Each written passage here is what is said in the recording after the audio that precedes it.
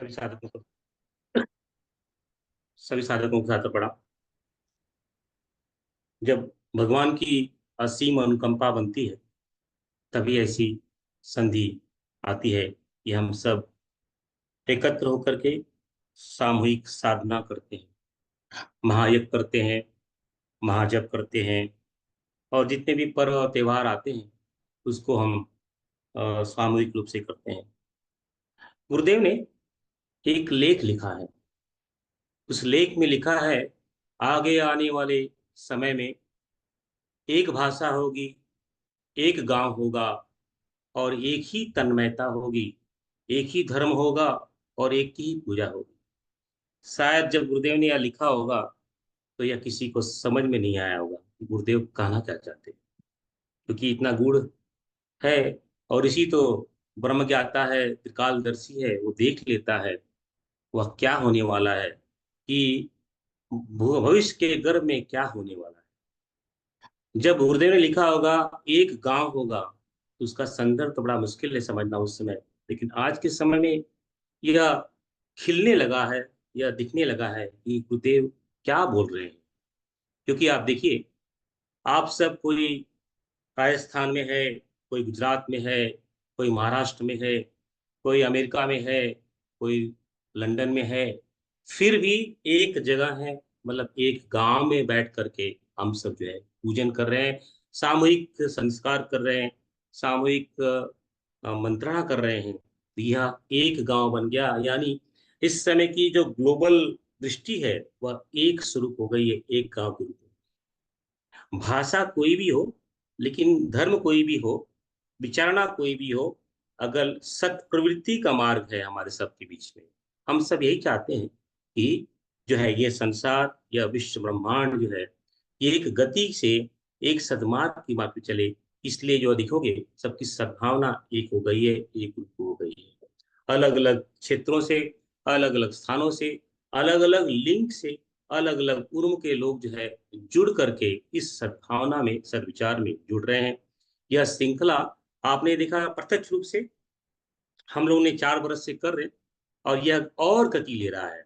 ऐसी बहुत सारी श्रृंखलाएं हमारे से बहुत सारे भाई बहन ग्रुप मिलकर के ऐसी सद्भावना को जागृत करने के लिए एकत्र होकर के इस तरह के जो है यह भावना को ला करके एक साथ में एक गांव, एक धर्म, एक परिप्रेक्ष्य के रूप में जो है गुरुदेव की विचारणाओं को आगे बढ़ा रहे हैं। और यह बहुत और अति अति गति से यह बढ़ने वाला है। और यह जो गुरुदेव ने कहा है कि एक धर्म होगा, एक विचार होगा, एक गांव होगा, यह सब साक्षात जो है हमारे सामने प्रकट होगा। इसी के भावना के साथ में हम सब जो है पिछले दिनों में भगवान गणेश का पूजन किया, और अब जो है हम सब मिल करके जो है पितरों देवों की उपासना, आराधना और उनकी साधना कर रहे हैं। पिछले चर्चाओं में हमने देखा पितृदेवों का हमारे ऊपर क्या असर रहता है, कैसे वो हमारी रक्षा करते हैं, कैसे हमारे जो है मार्गदर्शन करते हैं। यह वही समय है जब जो है पितृदेव पितृलोक से हमारे भूलोक में आते हैं, हमारे साथ विचारणा करते हैं। विचारणा करने में अगर हमारी गति, हमारा ध्यान, हमारी श्रद्धा अटूट रही तो प्रत्यक्ष हमें जो है मार्गदर्शन मिलता है। अप्रत्यक्ष तो देते रहते हैं, लेकिन क्या है, अप्रत्यक्ष में अगर हम, हमारी दृष्टि स्थूल रही, हमारे सुनने की क्षमता स्थूल रही, देखने की क्षमता स्थूल रही, स्पर्श की करने की क्षमता स्थूल रही, तो वह हमें दिखाई नहीं देता है। लेकिन जिस तरह से हमने पिछले दिनों से अपने आप को अध्यात्म से जोड़ा है, अपनी स्थूल दृष्टि को सूक्ष्म किया है, अपनी श्रवण शक्ति को सूक्ष्म किया है, अपनी स्पर्श की शक्ति को सूक्ष्म किया है, तो यह अवश्य है कि उनके जो मार्गदर्शन हमें मिल रहे हैं वह हमें, हम मार्गदर्शन तक पहुंचेंगे और उसका हम पालन करेंगे। इन दिनों में, पिछले हम जो है 11 दिनों में हम सब ने मिल करके जो है कठोपनिषद का पाठ किया। प्रत्येक दिवस जो है दीपक लगाए दक्षिण दिशा में, और जो है बलि वैष्णदेव महायज्ञ किया।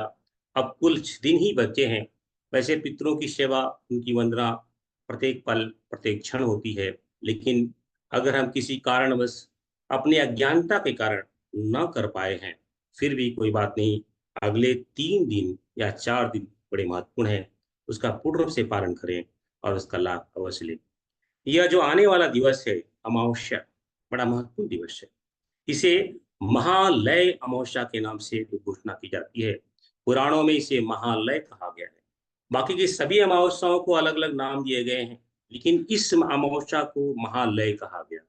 इसमें सभी तरह के विचारों का लय होता है, क्योंकि जो देवताओं के समक्ष, देवताओं के सानिध्य और देवताओं के समान जो हमारे पितृदेव हैं, हमारे साथ में रहते हैं, और जो है हमारे जितने भी विकार हैं उसको लय करने के लिए वह तत्पर रहते हैं। यह अमावस्या का दिन बड़ा महत्वपूर्ण है। इस दिन जो है पितृलोग इस भूलोक से निकल करके वह जो है अपने स्थान पे जाते हैं। अपने स्थान पे जाने के बाद भी उनकी दृष्टि हमारे पे लगी रहती है। वह सदैव हमें देखते रहते हैं। हमारा उठना, हमारा बैठना, हमारा बोलना, हमारा चालना, हमारा जो है किस तरह के विचारना, वो सब उनकी दृष्टि उनकी बनी रहती है। लेकिन इस समय प्रत्यक्ष रूप से देखते हैं, मार्गदर्शन भी करते हैं। इसलिए सभी भाई बहनों, सभी सनातन प्रेमियों को से यही आह्वान रहेगा, इस महालय अमावस्या में पूर्ण रूप से शुद्ध और पवित्र होकर के अपने इस भावना को एकत्र करके आगे 3-4 जीवन मात्र शेष रह गए हैं, जो प्रत्यक्ष रूप से हमें जो है हमारे पितरों का साथ है, महत्वपूर्ण ढंग से उनकी पूजा करें, अर्चना करें, उनसे जो है संवाद करने की चेष्टा करें।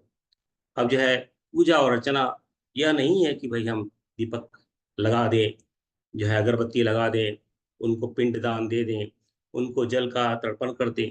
यह तो उसका स्थूल भाव है। सूक्ष्म भाव से, सूक्ष्म भाव से, क्योंकि यह पितृ पवित्र लोग हैं, यह पवित्र आत्माएं हैं। हम अपने अंदर पवित्रता और जो है शुद्धता के साथ में उनसे चेष्टा करें। जल का तर्पण करना, पिंड दान करना, दीपक लगाना, बलि वैष्णव महायज्ञ करना, यह तो उसका स्थूल भाव है। अगर स्थूल भाव के साथ में, अगर आपके कर्म के साथ में, आपके कर्म कांड के साथ में, हमारे कर्म कांड के साथ में हमारी सूक्ष्म दृष्टि, हमारा सूक्ष्म स्पर्श, हमारा सूक्ष्म ज्ञान नहीं होगा, तो जो है यह पितरों से हम संवाद नहीं कर पाएंगे, उनका लाभ नहीं ले पाएंगे। इसलिए जब भी हम दीपक लगाएं, हमारी भावना शुद्ध हो, पवित्र हो। इस भावना से दीपक लगाएं कि जैसे यह दीपक प्रज्वलित हो रहा है, कि जैसे यह दीपक जो है अंधकार को दूर कर रहा है, जैसे यह दीपक और जो अशुद्धि है उसका नाश कर रहा है, उस तरह से हम भी प्रत्येक क्षण, प्रत्येक पल, प्रत्येक जो है हम भी प्रत्येक सेकंड जो है हम भी शुद्ध हो, पवित्र हो, हम अंधकार से दूर हो। यही दीपक का महत्व है। हम जब भी दल जल अर्पण करें, हम यह विचारना लेके आए, यह जल तो जो है सदैव जो है पूरा चराचर जगत जल में समाया हुआ है। माता वसुंधरा जल के अंदर ही समाविष्ट है। इसी तरह से हम भी उस जल के रस में, अमृत में हमेशा डूबे रहे, और यह जल के माध्यम से हम सभी दैवी कार्य करते रहे, क्योंकि वह जल ही तो है, वह रस ही तो है जो एक चीज से दूसरे चीज को जोड़ता है। अगर उसके अंदर जल ना हो तो जो है सब कुछ जो है स्थूल बन जाएगा, उसके अंदर स्थानांतरण नहीं होगा। इसलिए जो सूक्ष्मता की कड़ी है वह तो जल ही है। इसलिए हम सबके अंदर जो है पवित्रता आए, शुद्धता आए, हम निर्मल हों, हम रसमय हों, हमारी संवेदना जागृत हो सभी के प्रति, हमारे, ठीक है, बाहर वालों के प्रति नहीं, इस एटलीस्ट तो हमारे परिवार वालों के प्रति, हमारे खानदान के प्रति, हमारे समाज के प्रति हमारी जो है संवेदना जागरूक रहे। इसी भावना के साथ में हम जल तर्पण करें। हम जब भी पिंड दान करें, पिंड दान यह नहीं है कि भाई हमने जो है एक भोजन का खुराक बना दिया, जो है 7 पिंड बना दिए, 5 पिंड बना दिए, 3 पिंड बना दिए, 1 पिंड बना करके दान दे दिया। यह तो उसका स्थूल भाव है। उसका सूक्ष्मी भाव ये होना चाहिए, जिस तरह से इस पिंड को चलाने के लिए मैं जिस पिंड की खुराक लेता हूँ, उसी तरह जितने भी मानव जाति हैं, जितने भी प्राणी मात्र है, उनको भी वह खुराक मिलती रहे। मैं उसके ऊपर अधिपत्य न करूं, मैं उसके ऊपर जो है अपना अधिकार न जमाऊं। जैसे जितने भी प्राणी मात्र है, 84 लाख योनियों इस चराचर जगत में है। बहुत सारे दृश्य हैं, बहुत सारे अदृश्य हैं। जो भी दृश्यमान है, जो है चींटी से लेकर के, जो है पंछी से लेकर के, जो है 4 पैरों वाले जानवरों से लेकर के, इन सभी के प्रति हमारा अधिपत्य न हो, हमारी इनके प्रति संवेदना हो। जो हमें मिल रहा है, जिसी खुराक हमें मिल रही है, वैसी खुराक जो उनकी लिए खुराक बनी है वो उन्हें भी प्राप्त हो, इसी भावना के साथ हम पिंडदान करें। इसलिए हमारे ऋषियों ने, हमारे देवताओं ने यह हमें उद्घोषणा की है, यह इस काल में चींटियों को यह खाना खिलाएं। उनके लिए चींटियां क्या खिलाएंगे? जो है उनके लिए गुड़, उनके लिए शक्कर इत्यादि, उनके लिए जो भी उनकी भूख रहती है उस तरह से हम जो है दान करते हैं। उसके साथ में ही हम जो है गौ माता और जितने भी कौवे पंछिए, जितने कुत्ते, बिल्ली, उन सभी को भोजन कराते हैं। इसका तात्पर्य ये है कि यह सिर्फ 15 दिन का कोर्स नहीं है कि भाई हमने जो है पितृपक्ष में जो है 15 दिन जो है गौ माता को भोजन करा दिया, कुत्ते को रोटी दे दी, जो है चींटियों को दाना दे दिया, कबूतरों को दाना दे दिया, या उसी तक लिमिट समित नहीं है। यह याद दिलाने के लिए है हमारी जिम्मेदारी, क्योंकि हम इन सबके बड़े भाई, मनुष्य इन सभी प्राणियों का सबसे बड़ा भाई है। वह पंछियों में, चींटियों में, कबूतरों में, बिल्लियों में, कुत्तों में, गौ माता में, इनमें इतनी संवेदना नहीं है। इनसे सबसे बड़ा मैं हूँ, और इनके मैं, ये मेरे से छोटे हैं। इनका इनका संचालन, इनकी पेट की पूजा, इनको जो है सभी सही इनको मिलती रहे, यह हमारी जिम्मेदारी है। इसी जिम्मेदारी के साथ में हम जितने भी जीव जंतु में दिखाई देते हैं, हम जो है उनको जो है, जो उनका, क्योंकि हमने अपने बड़े बड़े घर बना लिए हैं, हमारे घर बनने से उनका जो स्थान नष्ट हो चुका है। जंगल भी काट दिए हैं, काटने से उनका भी स्थान नष्ट हो चुका है। अब वो जाएंगे कहाँ जाए? तो जो भी दिखाई देते हैं, हम जो है संवेदना के साथ में, कृतज्ञता पैदा करते हुए हम उनके साथ में भोजन की व्यवस्था बनाएं, जल की व्यवस्था बनाएं। यही सचमुच ही सर्वपितृ अमावस्या के रूप में हम सबको करना है। करना यही है कि जो चीज मैं खा रहा हूँ, जो मुझे स्वास्थ्य मिला है, मैंने यह प्राणियों से अधिपत्य करके लिया है। इसके इनका प्रकृति ने सबकी सबको समान रूप से अधिकार दिया था, लेकिन मुझे मनुष्यों में बुद्धि अधिक होने से, प्रज्ञा अधिक होने से, मैंने दुष्टता के कारण अपने अधिकार को और बढ़ाया और इनका नष्टीकरण किया। यह ज्ञान हमें प्राप्त हुआ है ऋषियों ने, परम पूज्य गुरुदेव के माध्यम से यह ज्ञान हमें प्राप्त हुआ है। हम सबका कर्तव्य बनता है कि जो प्राणी मात्र है उनकी रक्षा करें, उनके जीवन में जो चाहिए, जैसे हमारे जीवन में जो भी कमियां आती है, हम कैसे छटपटाने लगते हैं, देवताओं की आराधना करने लगते हैं, पितरों की पूजा करने लगते हैं, वैसे ही हम भी समर्थ हैं। जितने हमारी सामर्थ्य है, उस सामर्थ्य के अनुसार जो भी प्राणी मात्र है उनकी सेवा करें, उनकी रक्षा करें, उन्हें गति देने की चेष्टा करें। सचमुच यही सर्व पितृ अमावस्या का एक संदेश ऋषियों के माध्यम से हम सबको मिला। इसी का हम पालन करें, तभी हमारी ईश्वर की तमस्या सफल होगी, सफल होगी, सफल होगी। सिर्फ जो है जल देने से, पिंडदान देने से यह स्थूल कर्म बन के रह जाएगा। इसका जो हम कुछ ग्रहण नहीं कर पाएंगे, इसका कुछ लाभ नहीं मिल पाएगा। जो भी ऋषियों ने पर्व और त्योहार मनाए हैं, उसका दूर संदेश ये है, उसके माध्यम से जो सूक्ष्म संदेश मिलता है उसको ग्रहण करें। जो है पितृ अमावस्या में हम यह संदेश लें कि हमारा, हम बड़े भाई हैं, हम प्राणियों की रक्षा करने का कार्यभार पितरों ने हमें दिया है। तो जहां तक संभव हो सके अपनी शक्ति अनुसार, अपनी क्षमता अनुसार इन प्राणियों की रक्षा मैं करूंगा, मैं करूंगा। यही वचन हमें अपने पितरों को देना है, ताकि जो है हम जो है इन प्राणियों के लिए बड़े भाई बन करके उनकी रक्षा कर सकें। क्योंकि इन जीव जंतुओं के भी पित्र आए हुए हैं, क्योंकि उनके भी पित्र हैं। अब उनको संतावना मिलेगी, बड़े प्रसन्न होंगे, बड़े आशीर्वाद देंगे।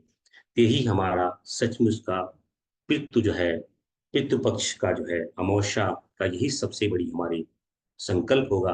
इसी संकल्प के साथ में हम आगे बढ़ेंगे। जिन भाई बहनों ने इस पितृ अमावस्या में बलि वैष्णदेव महायज्ञ नहीं किया है, आज से शुरू करना शुरू करते हैं।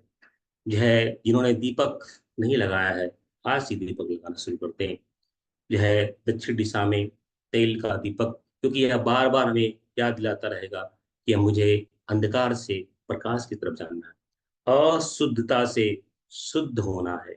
जैसे जीवन में मेरे प्रकाश आया है, वैसे ही मुझे प्रकाश दूसरों को देना है। यह संदेश हमें दीपक के माध्यम से मिलेगा। जो है हम जल तर्पण करें, ये जल तर्पण के माध्यम से यह संदेश मिलेगा कि जो है जो संवेदना जल से संवेदना पैदा होती है, वह संवेदना सभी प्राणियों के लिए मेरी संवेदना बढ़े, मेरे कर्तव्य का जागरूकरण हो। इसी भावना से हम जो है जल तर्पण करेंगे। और जो है जल तर्पण के साथ में जो है हम बलि वैष्णदेव महायज्ञ करेंगे, क्योंकि इन भूतों का, इन प्राणियों का, इन ऋषियों का, इन पितरों का, जो भी नर नारी हैं उनका, जो ब्रह्म है, जो है देवता है, उनका हमारे पर बहुत बड़ा उपकार है। हम उस उपकार को हम टाल नहीं सकते, उसको कम नहीं कर सकते उसके लिए, लेकिन हम के इसके ऋण से इतने मुक्त नहीं हो सकते।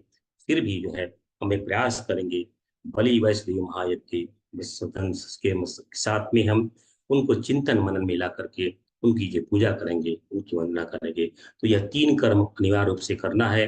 एक जो है संवेदना जागृत करने के लिए जल तर्पण, अशुद्धता से शुद्धता की तरफ जाने के लिए दीपक का प्रज्वलन, ऋण से मुक्त होने के लिए बलि वैष्णव महायज्ञ, और उसके उपरांत जो है अपने ऊपर जो आवरण है उसके आवरण को नष्ट करने के लिए, आत्मज्ञान को प्राप्त करने के लिए कठोपनिषद का पाठ, पठन, मनन, चिंतन करना है। यह हमारी जो है सचमुच में सर्वपितृ अमावस्या की यही हमारी जो है श्रद्धांजलि। इस सर्वपितृ अमावस्या पे एक क्षण ऐसा भी आ रहा है जब सूर्य ग्रहण लग रहा है। सूर्य ग्रहण होता क्या है? जो है ऋग्वेद के जो है पांचवें मंडल के जो 20वां सूक्त है, उस सूक्त में उद्घोषणा की जाती है। उस सूक्त के में जो है उसके ऋषि जो है अत्रि भौम है, यानी उस ऋषि ने वो देखा कि उस ऋषि ने देखा कि जो है सूर्य में जो है सूर्य में अंधकार छा रहा है। उस अंधकार को छटा करने के लिए, दूर करने के लिए उन्होंने अग्निदेव, वरुण देव और इंद्रदेव का आह्वान किया। और उस अग्निदेव और वरुण देव और जो है अम, अग्निदेव के आह्वान से जो सूर्य के अंदर जो कालिमा छा रही थी उसको जो है दूर किया। इसलिए हम जो है इस ग्रहण काल में हम जो है इंद्रदेव की उपासना करें, अग्निदेव की उपासना करें और जो है वायुदेव की उपासना करें, क्योंकि उन्हीं के माध्यम से जो कालिमा छा रही है सूर्य ग्रहण, सूर्य देव के अंदर आने वाली है। भले ही वो क्षण मात्र की वो कालिमा है, वही कालिमा अगर हम उसके आत्मिक दृष्टिकोण से देखें, आध्यात्मिक दृष्टिकोण से देखें, यह जो है ऋग्वेद का पांचवा मंडल का 20वां सूक्त यह घोषणा करता है कि हमारी आत्मा तो चराचर है, सदैव प्रकाशवान है, सभी अंधकार को यह स्वयं प्रकाशित है, सबको प्रकाश देती है। लेकिन उसके ऊपर कभी कभी कालिमा छा जाती है, उसके ऊपर जो है कालिमा छा जाती है और यह शरीर धारण कर लेती है। यह शरीर धारण करने से हमें क्या करना पड़ेगा? तीन चीजों का हमें समावेश करना पड़ेगा। एक, इंद्रदेव की सहायता लेनी पड़ेगी, एक अग्निदेव की सहायता लेनी पड़ेगी और तीसरी जो है वरुण देव की सहायता लेनी पड़ेगी। यानी हमें इस अंधकार को दूर करने के लिए जप करना पड़ेगा, ध्यान करना पड़ेगा और स्वाध्याय करना, क्योंकि अग्नि, इंद्र और वायु ही तो है जो कि जब स्वाध्याय और ध्यान के माध्यम से इस आत्मा पे छाई हुई कालिमा को दूर करने का सामर्थ्य रखते हैं। और किसी भी के अंदर सामर्थ्य नहीं है जो इंद्र के रूप में, जो चंद्र के रूप में, जो है इंद्र के रूप में, वायु के रूप में और जो है अग्नि के रूप में स्वाध्याय, ध्यान और जो है अपने जप के माध्यम से इस कालिमा को दूर करना है। इसलिए सूर्य ग्रहण के समय देखते हैं कि उस दिन जो है अमावस्या है, तो पूरे दिन का जो है ऑनलाइन जो है हम लोग जो है का प्रयास करेंगे। ऑनलाइन अगर हम लोग प्रयास नहीं कर भी पाएंगे, तो फिर भी अगर आपको नहीं कर पाएंगे तो हम आपको शेड्यूल भेज दिया जाएगा। उस दिन उसी शेड्यूल के अनुसार जो है अपने अधिक से अधिक मात्रा में जप करें, ध्यान करें, स्वाध्याय करें। दोनों संधियां साथ में बन रही हैं, सर्वपीठ तो अमावस्या और जो है सूर्य ग्रहण। तो जो है सर्वपीठ तो अमावस्या में सभी साधक लोग जो है हमारे जो है पितृ हैं, उनके लिए जो है जल तर्पण, जो है पिंडदान इत्यादि करेंगे। उसके साथ में बाकी का जब जो समय है उस समय में जप, स्वाध्याय और ध्यान में अधिक से अधिक मात्रा में अपने आप को लगाएंगे।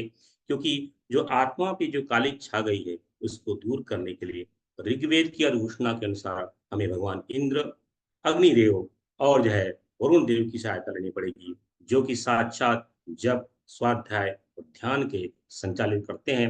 उन्हीं के माध्यम से हमको जो है यह काली माँ जो हमारे आत्मा पे आने वाली है, जो आई हुई है, उसको काटने के लिए इन तीनों की सहायता से हम जो है उसको दूर करेंगे। अधिक से अधिक मात्रा में मौन में रहेंगे, क्योंकि मौन बोलने से ऊर्जा का क्षय होगा, प्राण का क्षय होगा, वाणी का क्षय होगा, मन चंचल होगा, क्योंकि वो मन और वाणी दोनों एक दूसरे के पूरक है। एक स्त्री है, एक पुरुष है, दोनों का युगल जोड़ा है। यह युगल जोड़ा अगर एक भी अगर मन को शांत करना है तो वाणी को शांत करना पड़ेगा, क्योंकि एक दूसरे स्त्री पुरुष है, वाइफ हस्बैंड है। अगर वाणी बढ़ेगी तो मन बढ़ेगा, इसलिए मौन रखिए। जितना मौन रखेंगे जो है मन शुद्ध होगा, अचंचल होगा, स्थिर होगा, सूक्ष्म होगा। उसी तरह से जितनी वाणी बढ़ेगी मन अनचंचल होगा, अस्थिर होगा और जो है अशुद्ध होगा। इसलिए वाणी और मन का सीधा संबंध वाणी से है। इसलिए मौन साधना करें।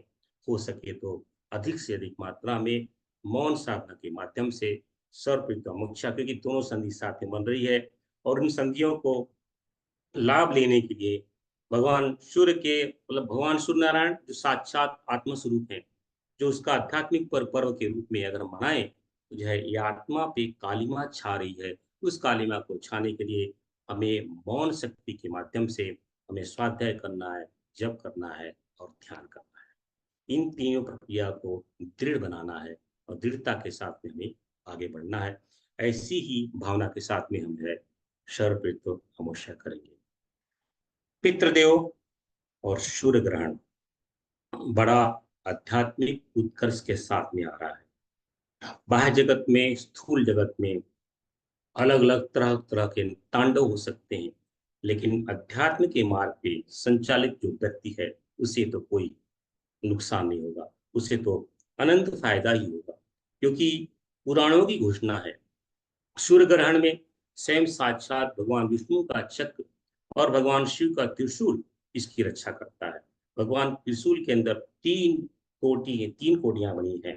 ये तीन कोटियां जो है वह ध्यान है, स्वाध्याय है और जो है जप है। इसका विवेचना हमने बड़े विस्तार से गीता में किया हुआ है कि भगवान के त्रिशूल के जो तीन कोण है उसका अर्थ क्या है।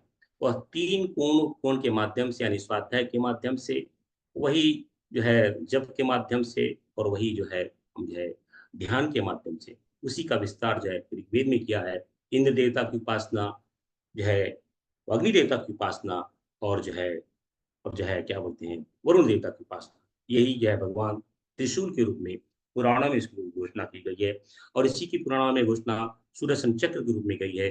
चक्र कैसे चक्रवात होता है, इस राहु काल में जो स्वर जो है भानु का जो राक्षस है, जो हमारी आत्मा को आच्छादित करने वाला है, अंधकार में ढकेलने वाला है, लेकिन जो भी व्यक्ति विशेष इस सुदर्शन चक्र में होगा, जो भी व्यक्ति विशेष इस त्रिशूल के चक्र में होगा, उसे उसे कोई फर्क नहीं पड़ेगा।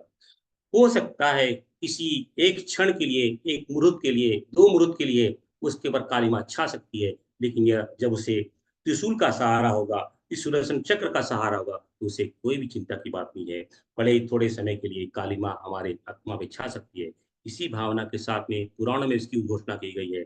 जो भी व्यक्ति विशेष सूर्य ग्रहण में, चंद्र ग्रहण में अधिक से अधिक मात्रा में त्रिशूल के को जो संदर्भ को लेते हुए जब स्वाध्याय और ध्यान करता है, उसको अनंत गुना फल फल की प्राप्ति होती है, क्योंकि भगवान शिव का आशीर्वाद साक्षात उसे प्राप्त होता है।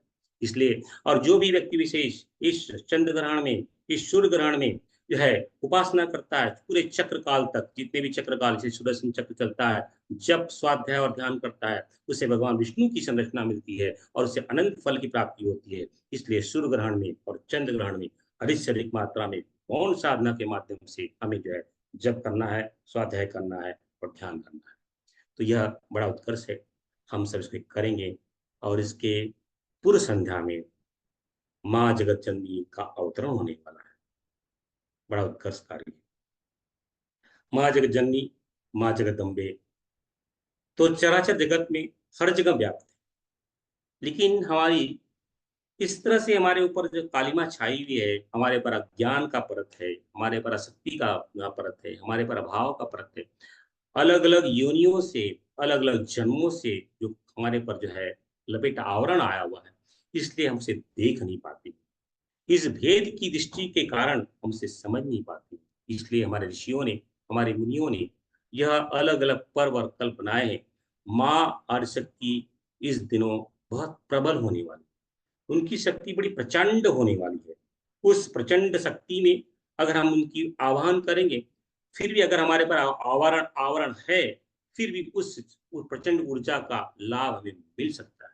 क्योंकि माँ आदिशक्ति तो चराचर जगत है, सदैव है, सर्वज्ञ है, सर्वात्मक है। उसकी तो कभी, उसके ऊपर कभी आवरण तो आता नहीं है।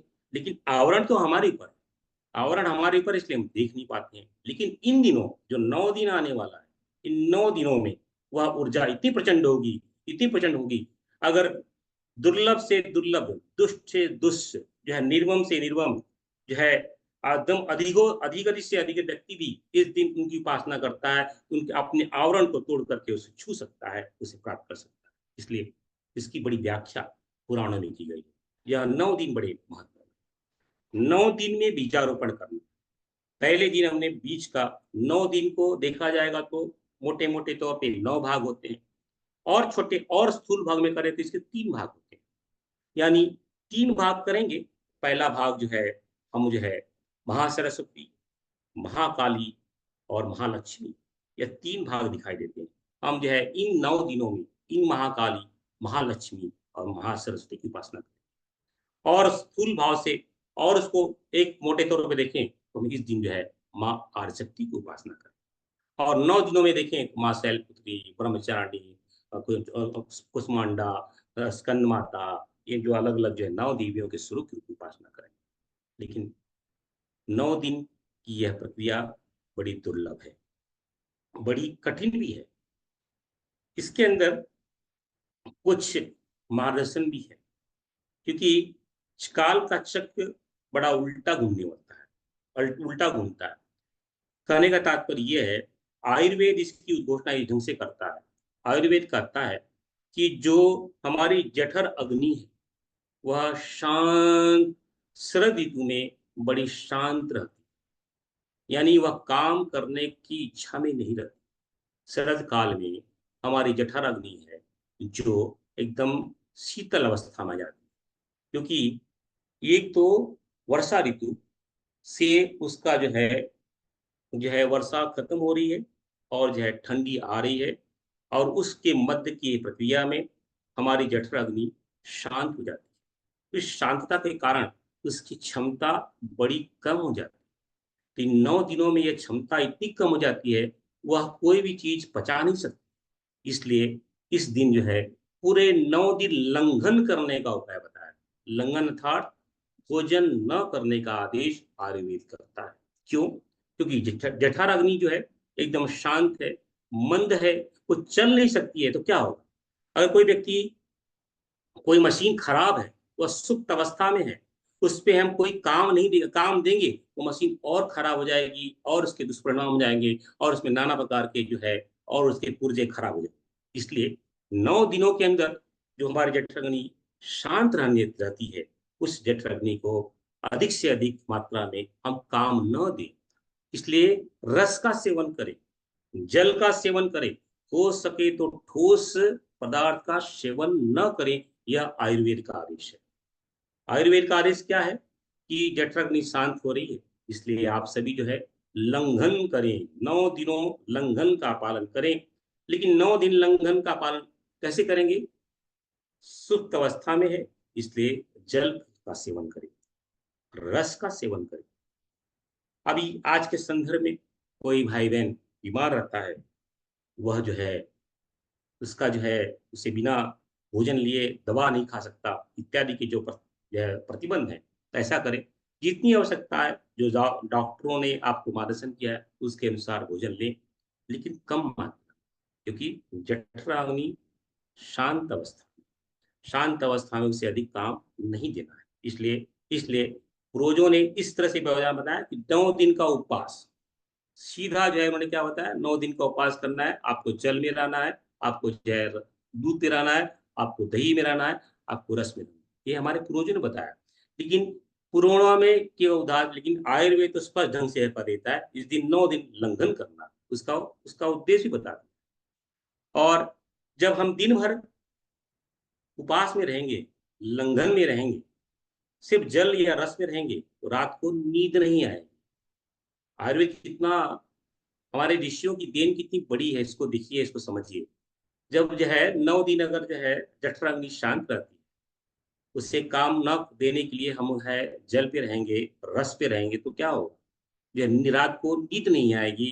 रात को जब नींद नहीं आएगी, तो उसमें जो है उसको स्मूथिंग करने के लिए अच्छे अच्छे नाद को उसको दिलाए, नाद को ग्रहण करवाएं, यानी उसके अच्छे अच्छे श्रवण को माध्यम से, उसमें नाद से उसके अंदर जो है उसके अंदर शीतलता लेके आए। नाद यानी कोई गुरु मंत्र, कोई जो है भजन, कोई भी कीर्तन जो मधुर हो।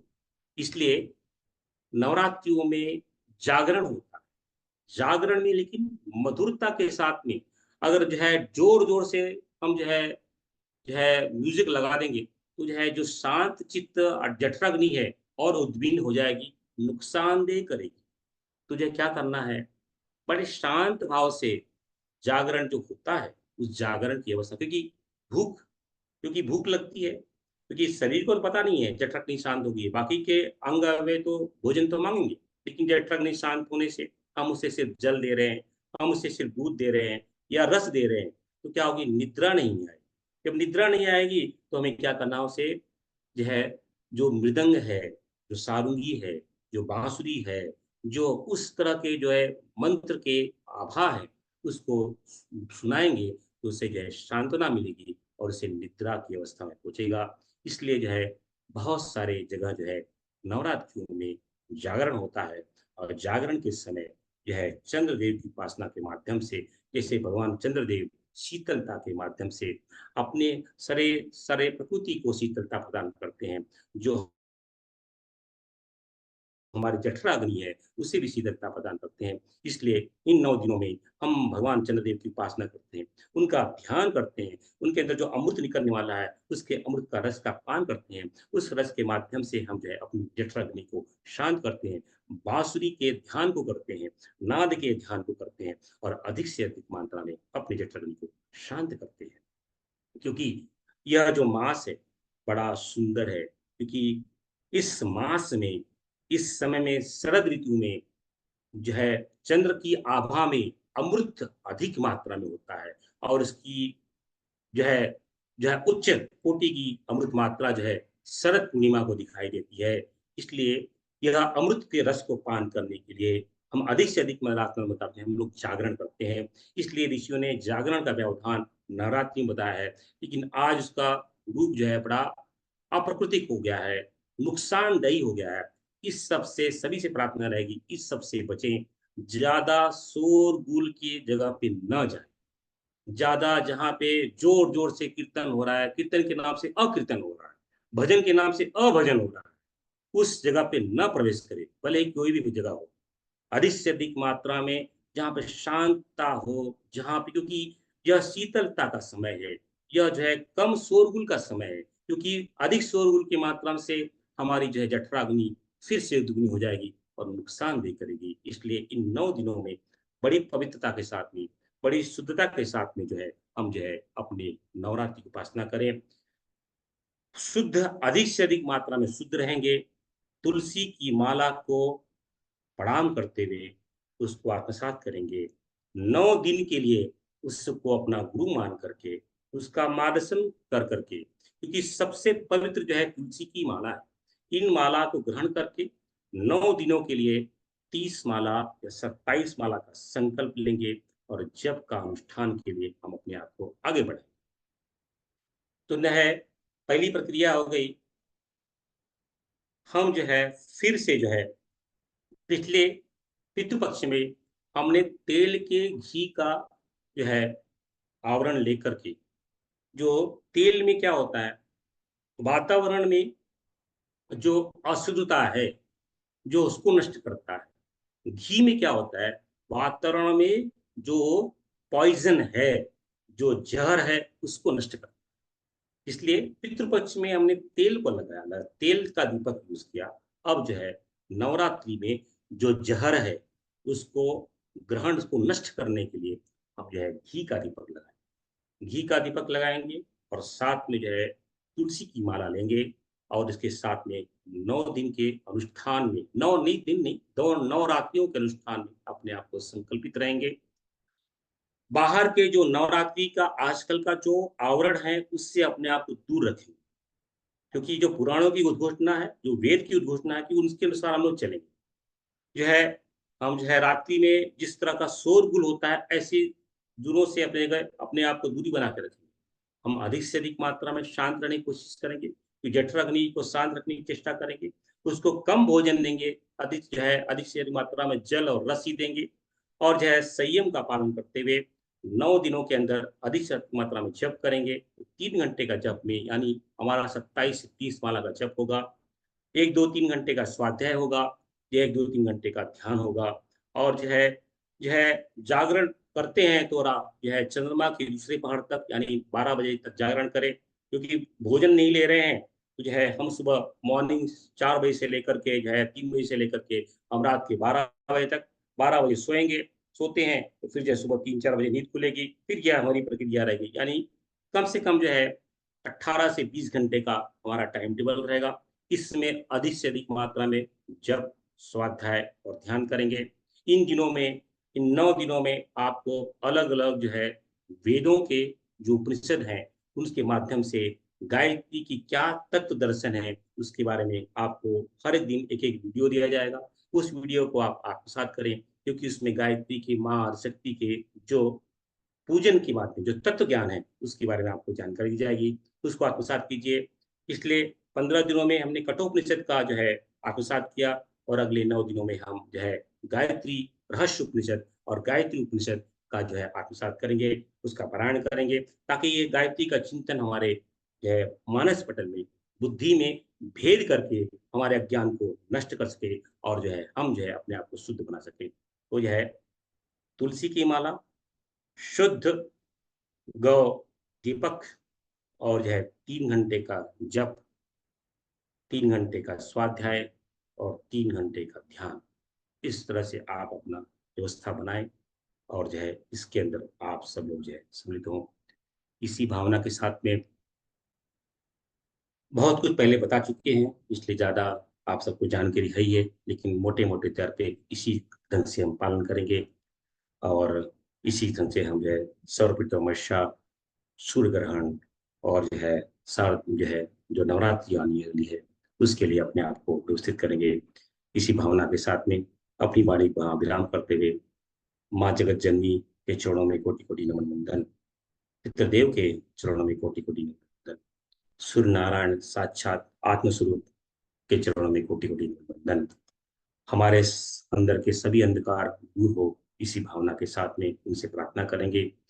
आज की चर्चा में अगर कुछ भी त्रुटियां रही हो, कुछ भी अहंकार रहा हो, कुछ भी आवेग रहा हो, उसके लिए भगवान सूर्यदेव, जगत पिता से और जगत जननी से बारंबार क्षमा क्षमा जमा।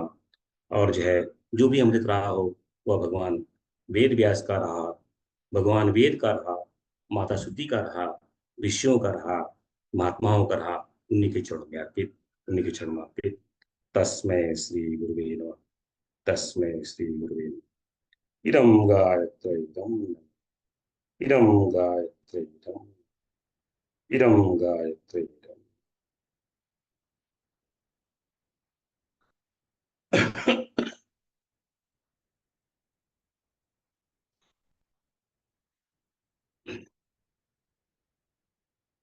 अब किसी भाई बहन का कुछ इस संदर्भ में प्रश्न हो तो उसकी चर्चा कर सकते हैं, नहीं तो इसी आज की चर्चा को यहीं पे रोकेंगे। और जो है आप सब जो है अपने अपने कार्य में लग जाएं, बड़ा उत्कर्ष कार्य है। और चलो एक और बातें हम चर्चा कर लेते हैं। जी। अम, एक इन दिनों जो बाहर का माहौल है बड़ा दुष्टकारी है। तो हमारे ऋषियों ने हमें कन्या पूजन का आदेश दिया है नवरात्रियों में। अगर आप कन्या पूजा पहले करती हैं या नहीं करती हैं, लेकिन अब से शुरू कर दें। क्यों? क्योंकि बाहर वालों को उदाहरण देने के लिए ये जो माताएं या बहनें हैं, जो जगत जननी स्वरूपा है, इनका पूजन कितना अनिवार्य है। जिस तरह से विभिषिकाएं चल रही हैं, जिस तरह से बाहर अत्याचार चल रहा है, या उससे रोकने के लिए, उदाहरण देने के लिए आप सभी से प्रार्थना रहेगी, जो है कन्या पूजा अवश्य करें। 9 दिनों में 9 अलग अलग देवियां हैं। माँ शैलपुत्री है, माँ ब्रह्मचारिणी है, माँ चंद्रघंटा है, माँ कुष्मांडा है, माँ स्कंद माता है, माँ कात्यायनी है, माँ कालरात्रि है, माँ महागौरी है, माँ सिद्धिदात्री है। इन 9 देवियां, यह सिर्फ नाम मात्र नहीं है, इसका एक बहुत बड़ा महत्व है। उस महत्व को समझते हुए हम जो है कन्या पूजा अष्टमी के दिन, सप्तमी के दिन, वैसे तो विधान यह है कि प्रत्येक दिन कन्या पूजा करना चाहिए। प्रत्येक दिवस जो है, जो है कन्या पूजा करना चाहिए। कन्या पूजा का अर्थ होता है कि जो बच्चियां, जो जननी के शुद्ध स्वरूप हैं, उन्होंने प्रौढ़ अवस्था को प्राप्त नहीं किया है, स्त्रीत्व को नहीं प्राप्त किया है, ऐसे माँ जो है पूजनीय कन्याओं की पूजा करना। उसके अंदर हम कैसी, मतलब पहले देख लेते हैं कि कैसी उसकी पूजा करनी चाहिए। भाई, घर की साफ सफाई कर लें। जहाँ जो देवी का स्थान है, जहाँ पे जो है आपका पवित्र स्थान है, उस स्थान की साफ सफाई करके 8 9 कन्याओं को जो है आमंत्रण करें। उन कन्याओं का उम्र जो है शास्त्रों पुराणों के अनुसार 2 से 10 10 वर्ष के या 11 वर्ष के मध्य हो, लेकिन उनके अंदर स्त्रीत्व धर्म न जागा हो, ऐसी कन्याओं को यह आमंत्रण देना है। क्योंकि आजकल प्रकृति बड़ी बदल गई है। प्रकृति बदलने से जो है बहुत सारे कन्याओं में जो है जल्दी ही धर्म का जो है दिखाई देने लगता है। वह जो है स्त्री तत्व जो है जल्दी आ जाता है। तो उनका ध्यान रखते हुए जो स्त्री तत्व को प्राप्त नहीं की हुई है कन्याओं को जो है उनको घर को आमंत्रण करें, उनका अभिषेक करें। जैसे हम देवी देवता का षष्ठ उपचार करते हैं, उस ढंग से जो है, वैसे तो उनके ऊपर घी और अ, नहीं डाल सकते हैं, क्योंकि तो जो है, तो आप जो है उनके पैरों को उनको धोएं, जो है उनको पुष्प अर्पण करें, उनको जो है भोग, यानी भोज प्रसाद जो है, शुद्ध सात्विक भोजन उन्हें दें, उनके पैरों को स्पर्श करें माँ जगत जननी के स्वरूप में, और उन्हें उपहार दें। उपहार वही दें जो उनके संदर्भ के लायक हो और आपकी क्षमता के अनुसार हो। ऐसा भी उपहार न दें ताकि जो है उनके लिए नुकसानदेह ही हो। उसी उपहार को दें ताकि वो जो है, अभी हम छोटी बच्चियों को बुला रहे हैं तो उन्हें पुस्तक दें, उन्हें जो है गायत्री चालीसा दें, उन्हें मंत्र लेखन दें, उन्हें कंपास बॉक्स दे दें, उन्हें जो है कुछ ड्राइंग की बुक दे दें। तो इस तरह का जो है चीजें उन्हें दें उपहार स्वरूप, ताकि उनके लाभदायी हो और जो है उसका उपयोग कर सकें। यह पुराणों में इन कन्याओं का विस्तार जो है, 2 वर्ष की कन्याओं को कुमारी माता के रूप में पूजन किया जाता है।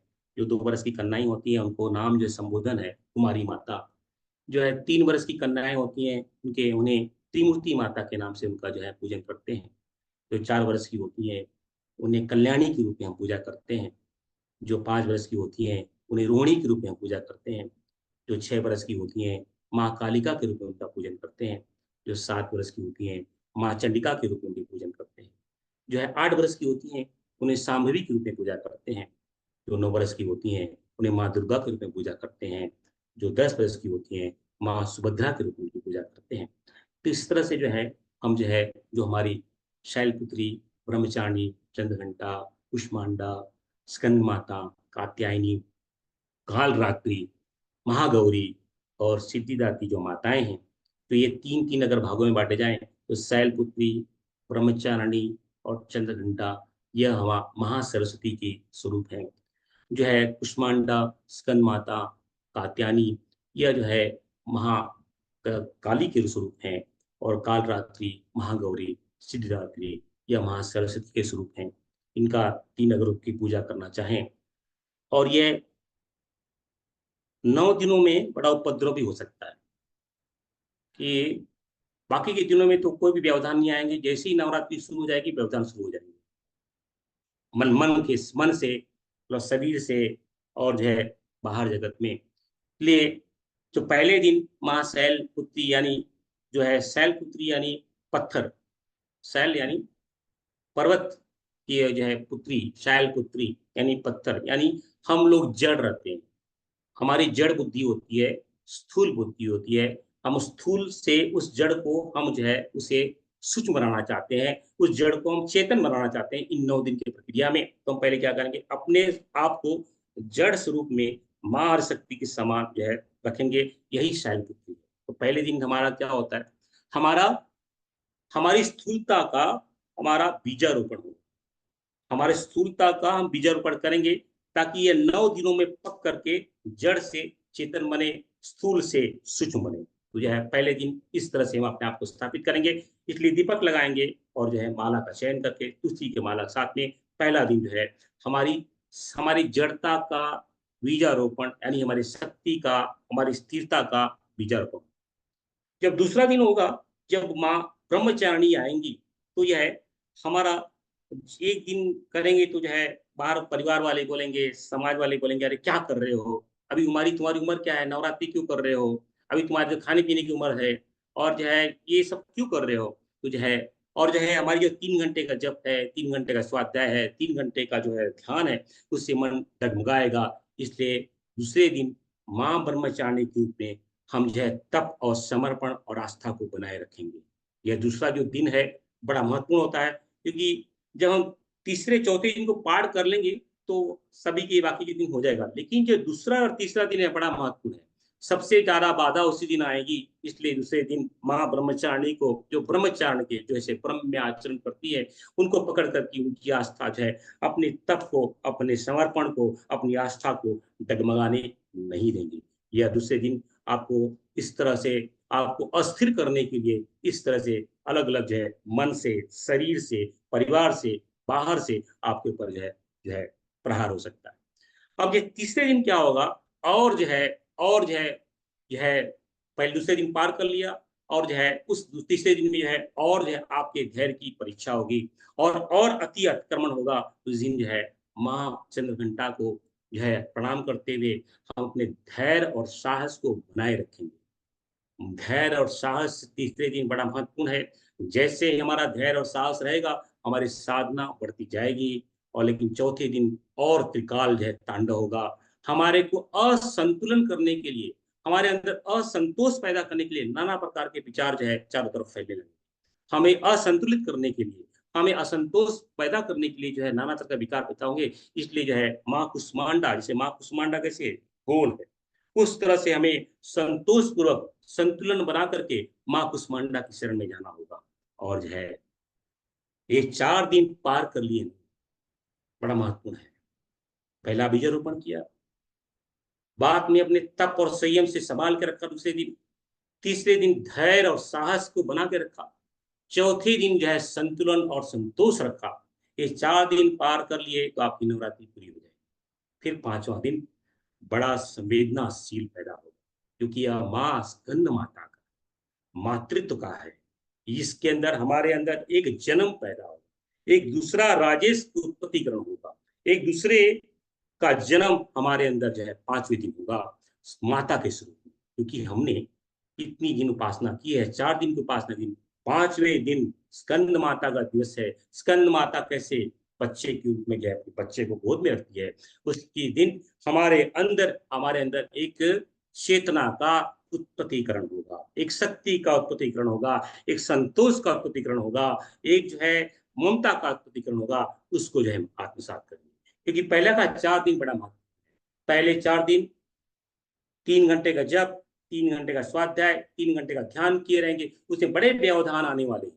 4 दिन बड़े दुख और तकलीफ में जाएंगे। लेकिन 4 दिन का पार कर लिए, जो आनंद की आपको मिलने वाली है उसकी कोई भी कल्पना नहीं कर सकते आप। जो है 5वां दिन बड़ा मातृत्व और संतुलन को लेके आएगा, जो है सुख लेके आएगा, आनंद को लेके आएगा, क्योंकि ये माँ स्कंद माता का दिवस है। पर लेकिन शर्त यही है, पहले 4 दिन आपने क्या किया है? आपने धैर्यपूर्वक साहस से अपने तप समर्पण को अगर अपने संतुलन बनाए रखा है, तो चौथे दिन के पश्चात 5वें दिन आपको फल मिलेगा। यह संवेदना बड़ी जागृत होगी, आपके अंदर चेतना सूक्ष्म की उत्पत्ति होगी, और यह उत्पत्ति आगे जाकर ये माँ कात्यायनी जब छठे दिन आएगी, वह शक्ति और विजय का उल्लास करके प्रकट होगी। आपके अंदर वो शक्ति और विजय उल्लास जागेगा, जिससे आपके भरपूर ऊर्जा जो मिलेगी, आपके पारिवारिक, सांसारिक, मानसिक, सामाजिक जितने भी आपको जो संताप लगते हैं, उसको विजय प्राप्त करने की आपके अंदर एक क्षमता आ जाएगी। उसे लगा अरे ये तो कुछ नहीं है, इतनी शक्ति का संचार आपके अंदर होगा।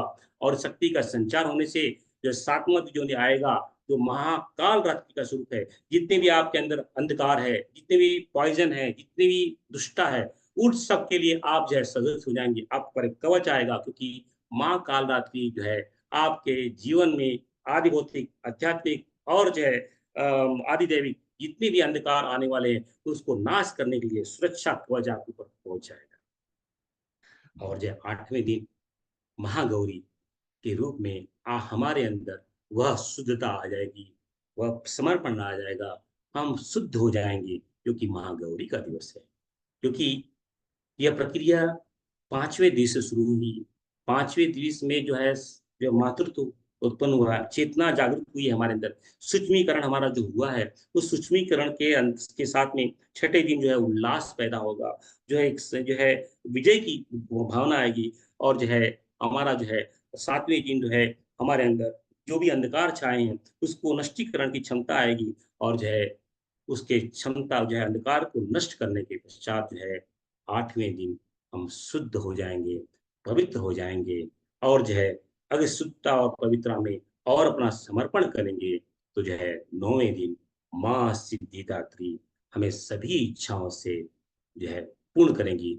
हम जो है जड़ से चेतन बनेंगे, हम स्थूल से सूक्ष्म बनेंगे। यह 9 दिन बड़ा महत्वपूर्ण है। और उसके बाद में तो विजयदशमी, विजय ही विजय, इसलिए 9 दिन महत्वपूर्ण है। इसे पूर्ण से आप पालन करें।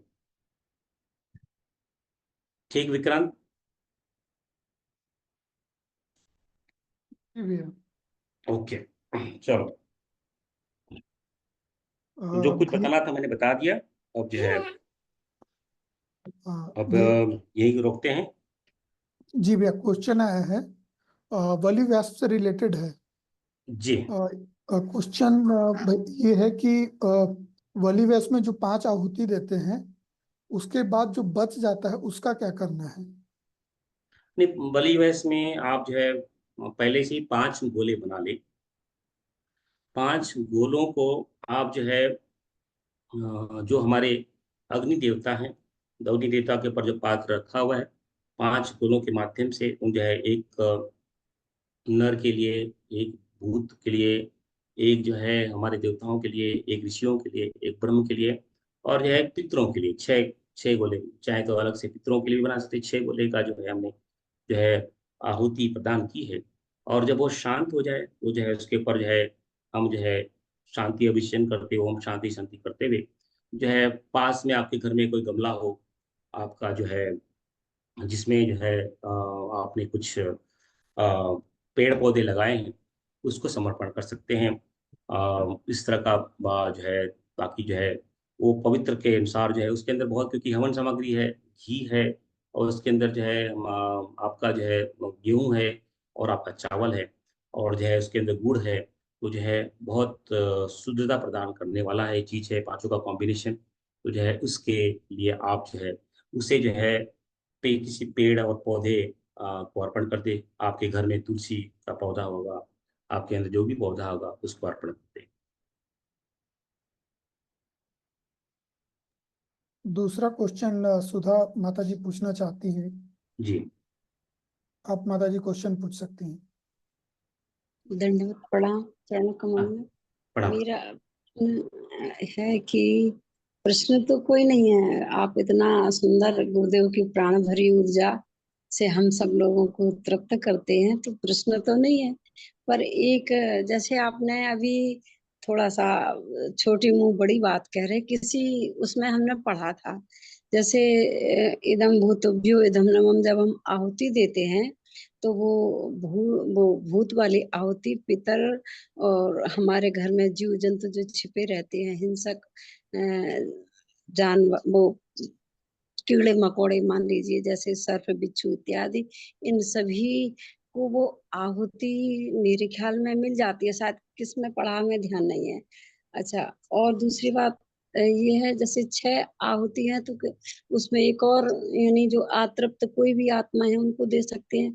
6 का कॉम्बिनेशन थोड़ा सा वैसा लग रहा है कि या 7 होना चाहिए या फिर 5 होना चाहिए, एक एक अधिक होना चाहिए मेरे ख्याल में, शायद ये इसमें हम थोड़ा सा समझना चाह रहे हैं।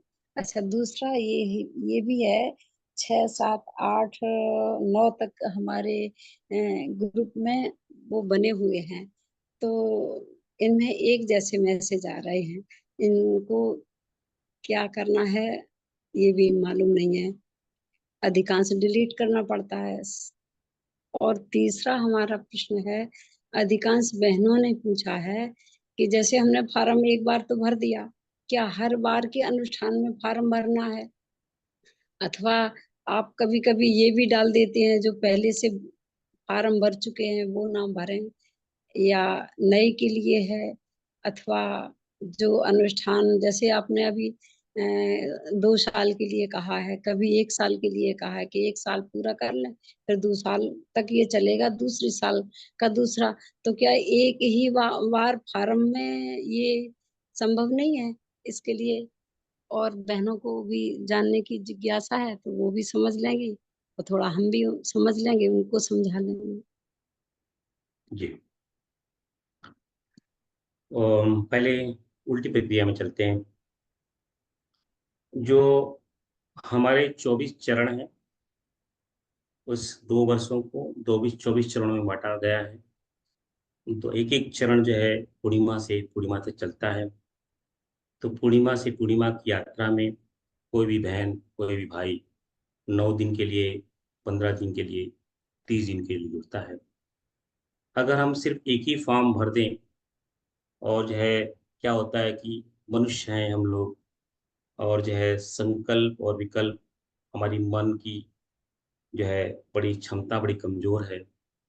हम अगर 2 साल का संकल्प लेके चलें तो टूटने की संभावना अधिक रहती है। हम 2 साल तक पूर्ण रूप से संकल्प को पूरा कर पाएंगे नहीं कर पाएंगे, इसका ज्ञान भी नहीं हो पाता है।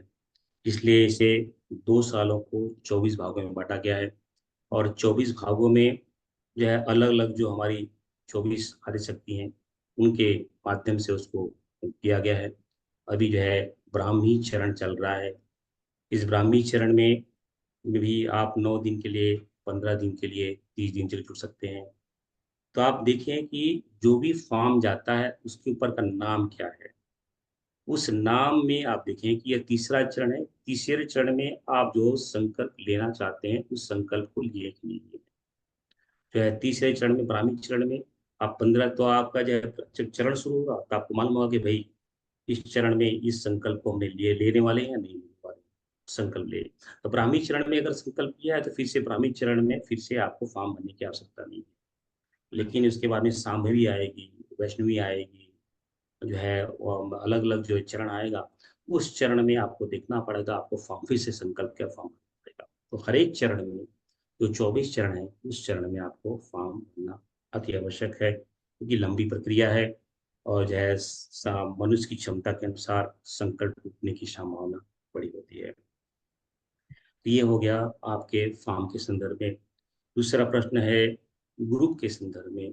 जब एक ग्रुप भर जाता है तो हम लोग नए ग्रुप को ओपन करते हैं।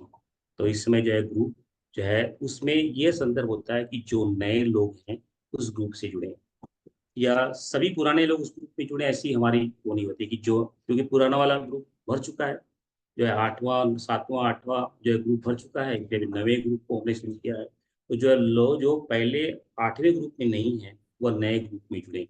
जो ऑलरेडी 7वें 8वें पहले ग्रुप में है, फिर से उन्हें उस नए ग्रुप में जुड़ने की आवश्यकता नहीं है। तो नए साधक हैं, इसलिए उन्हीं के लिए है कि जो है उस आप जो एक ग्रुप बना 1 2 3 4 5 6 7 8 9, इस ग्रुप में सभी एक ही तरह के मैसेज जाएंगे। क्या सोच करके जाएंगे, इसमें सभी लोग नए नए लोग हैं। तो आपको फिर से नए ग्रुप में जुड़ने की आवश्यकता नहीं होगी, क्योंकि जैसे ही इस ग्रुप में 1000 की संख्या पूरी होगी, नया ग्रुप बनेगा। तो फिर उस ग्रुप में जो इसमें नहीं है वो नए लोग आए। इस तरह के हमारे जो है ये है ग्रुप के संदर्भ में। अगर आपको 3 4 ग्रुप में जुड़े हैं तो आप जो है एक दो ग्रुप से निकल जाएं, सिर्फ अपने आप को एक ही ग्रुप में रखें ताकि आपको एक ही मैसेज मिलता रहे। जहां तक पितृदेव की बात है, 5 इसके अलग अलग स्वरूप हैं।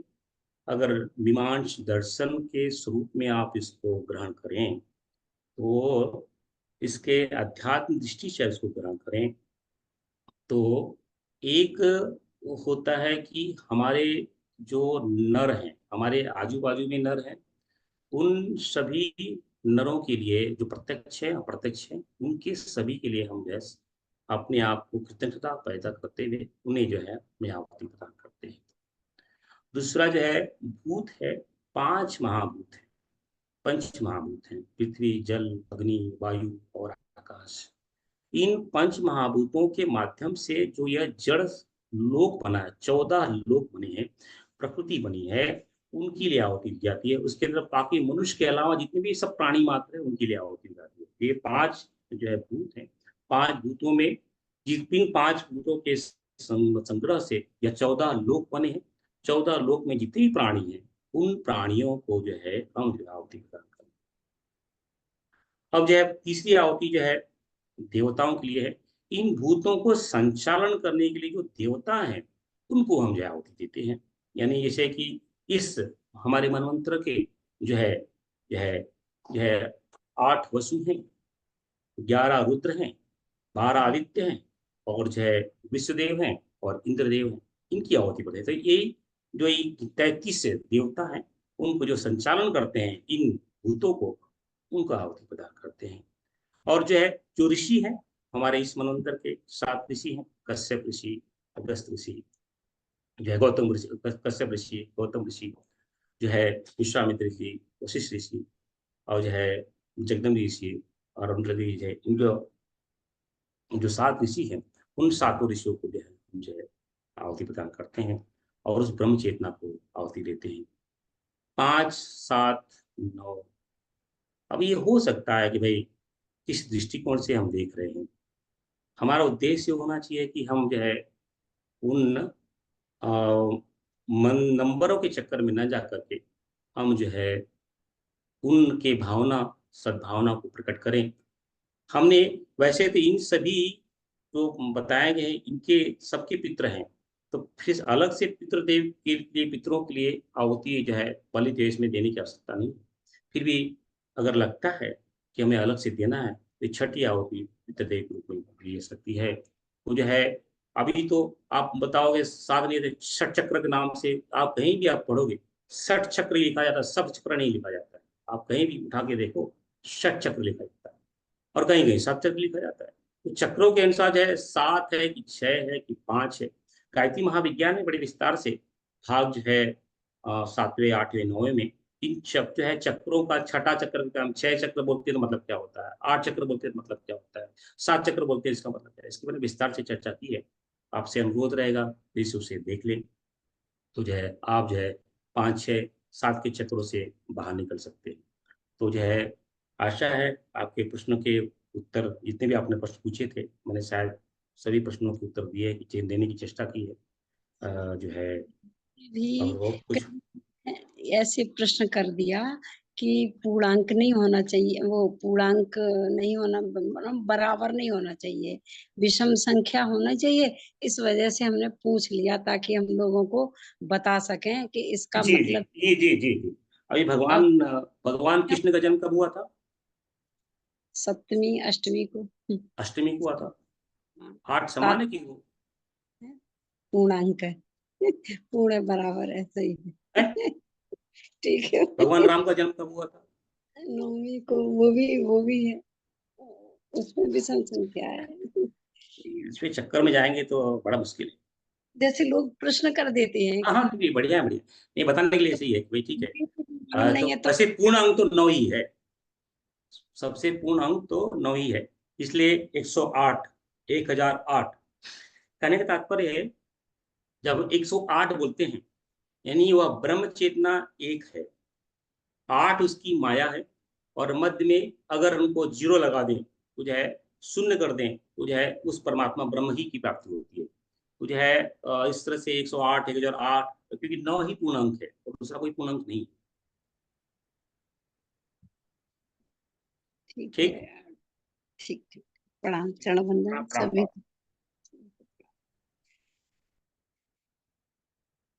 प्रणाम। भैया अगला क्वेश्चन माया सक्सेना माता जी का है। माता जी आप क्वेश्चन पूछिए।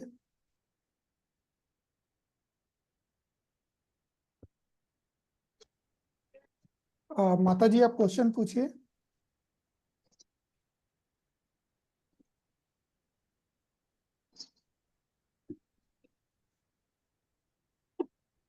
और माया सक्सेना माता जी आप क्वेश्चन पूछिए।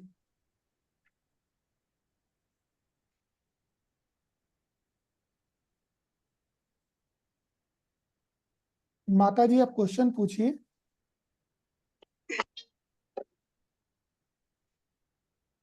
हेलो। हाँ भैया जी। जी जी। हेलो, प्रणाम भैया जी।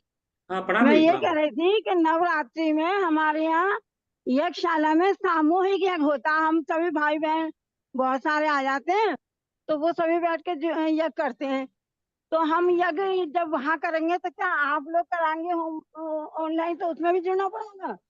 नहीं दीदी, जो है समय का नियोजन सही ढंग से करें तो जो है ना, आपके साथ में वहां लोग जुड़ते हैं, वहां पे यज्ञ कीजिए।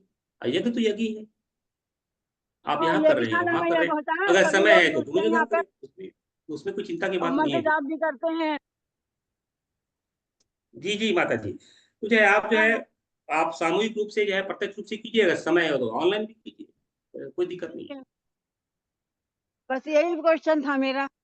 वाह वाह, आपको प्रणाम, साधु साधु वाह। ठीक है भैया, प्रणाम। प्रणाम प्रणाम प्रणाम भैया, प्रणाम। प्रणाम। प्रभा दीदी आप अपना क्वेश्चन पूछ लीजिए। प्रणाम भैया। प्रणाम दीदी। भैया मेरे तीन थोड़ी मतलब ज्यादा बड़े तो नहीं है क्वेश्चन है, लेकिन उसके पहले मैं आपको बहुत बहुत धन्यवाद देना चाहूंगी, क्योंकि आप जो बोलते हैं और जो आप हम तक पहुंचाते हैं वो तो शायद शायद ही कोई पहुंचाता हो।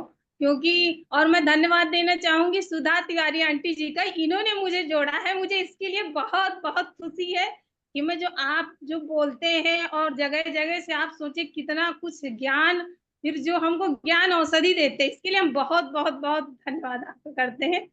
और मेरा क्वेश्चन ये है कि जैसे ये पितृपक्ष में कुछ लोग बोलते हैं कि बड़ा पुत्र और छोटे पुत्र की ही मेन विशेषता होती, वही कर सकता है, तो क्या ऐसा कुछ होता है? और एक चीज ये है कि मतलब किसी किसी के पुत्र होता ही नहीं, लड़कियां हैं, तो क्या उनका कुछ उनके लिए क्या हो सकता है ये? और तीसरा क्वेश्चन ये है कि नवरात्रि में जो 9 दिन व्रत का तो बहुत अच्छा ही विधान है, व्रत का सारे नियम है, लेकिन जो ऐसे ही नॉर्मल वार्षिक व्रत पड़ जाते हैं या कुछ चीजें पड़, कभी कभी 2 व्रत एक साथ पड़ जाते हैं, और ये क्या है, शरीर उतनी क्षमता नहीं हो कर पाता, तो उस समय जो मन भ्रमित होता है उसके लिए क्या कर सकते हैं कि नहीं ये व्रत भी आवश्यक है, ये भी है, लेकिन शरीर नहीं कर पाता, उसके लिए क्या कर सकते हैं कि मन तो हमारा कर रहा है बहुत चीजें, लेकिन कुछ क्षमताएं नहीं हो पाती हैं, उसके लिए क्या कर सकते हैं? जी चलिए, बहुत अच्छी बात है। 9 दिनों में, अलग अलग दिनों में अलग अलग समय चक्र चलता है। यह 9 दिन जो चल रहे हैं, यह माँ आदिशक्ति के शक्ति के रूप में हम लोग जो है इसका पूजन करते हैं। तो हो सके तो आप जो है 9 दिन जो है देवी को समर्पण करके पूजा करें। अब जो है हमारा पुराण, हमारा हम ये तो ज्ञान जो है अनादिकाल से चला आ रहा है, तो ये अनादिकाल के कारण से इसमें बीच बीच में जो है समय समय से ऋषियों ने, मुनियों ने उसमें कुछ बदलाव भी किए हैं, उसके अंदर कुछ चेंजेस भी किए हैं समय के अनुसार जो है। तो चेंजेस मतलब कि उसका तत्व भाव तो एक ही है, लेकिन बताने का तरीका थोड़ा अलग अलग हो चुका है। लेकिन और बीच में मध्यकाल में उसमें जो है बहुत सारे जो है दोष भी आ चुके हैं। दोसा, जैसे कि अभी नवरात्रि में देखे जाओ तो जो है रात में जोर जोर से डिस्को डांस चल रहा है, और जो है डांस कर रहे हैं, गरबा के नाम पे अरग गरब कर रहे हैं, मतलब कि मतलब ये भी हो रहा है। तो हमें इन 9 दिनों में जिस तरह से हमने चर्चा की कि भाई इन 9 दिनों में अधिक से अधिक मात्रा में शांत रहे, जठराग्नि जो है अधिक मात्रा में शांत रहती है, तो जो है अधिक मात्रा में जल का सेवन करे, रस का सेवन करे, और माँ के शक्ति के बीजों का शक्तिपात अपने अंदर करें। तो जो है ये इसी भावना से कर सकते हैं। अगर कोई गलत नहीं है, अगर आप जो है 1 साल का भगवान राम के अनुष्ठान को कर रहे हैं, कोई बात नहीं। तो जो है इन 9 दिन में भगवान राम के अनुष्ठान को, इसमें क्या चीज चिंता है? राम और दुर्गा में कोई अंतर थोड़ी है।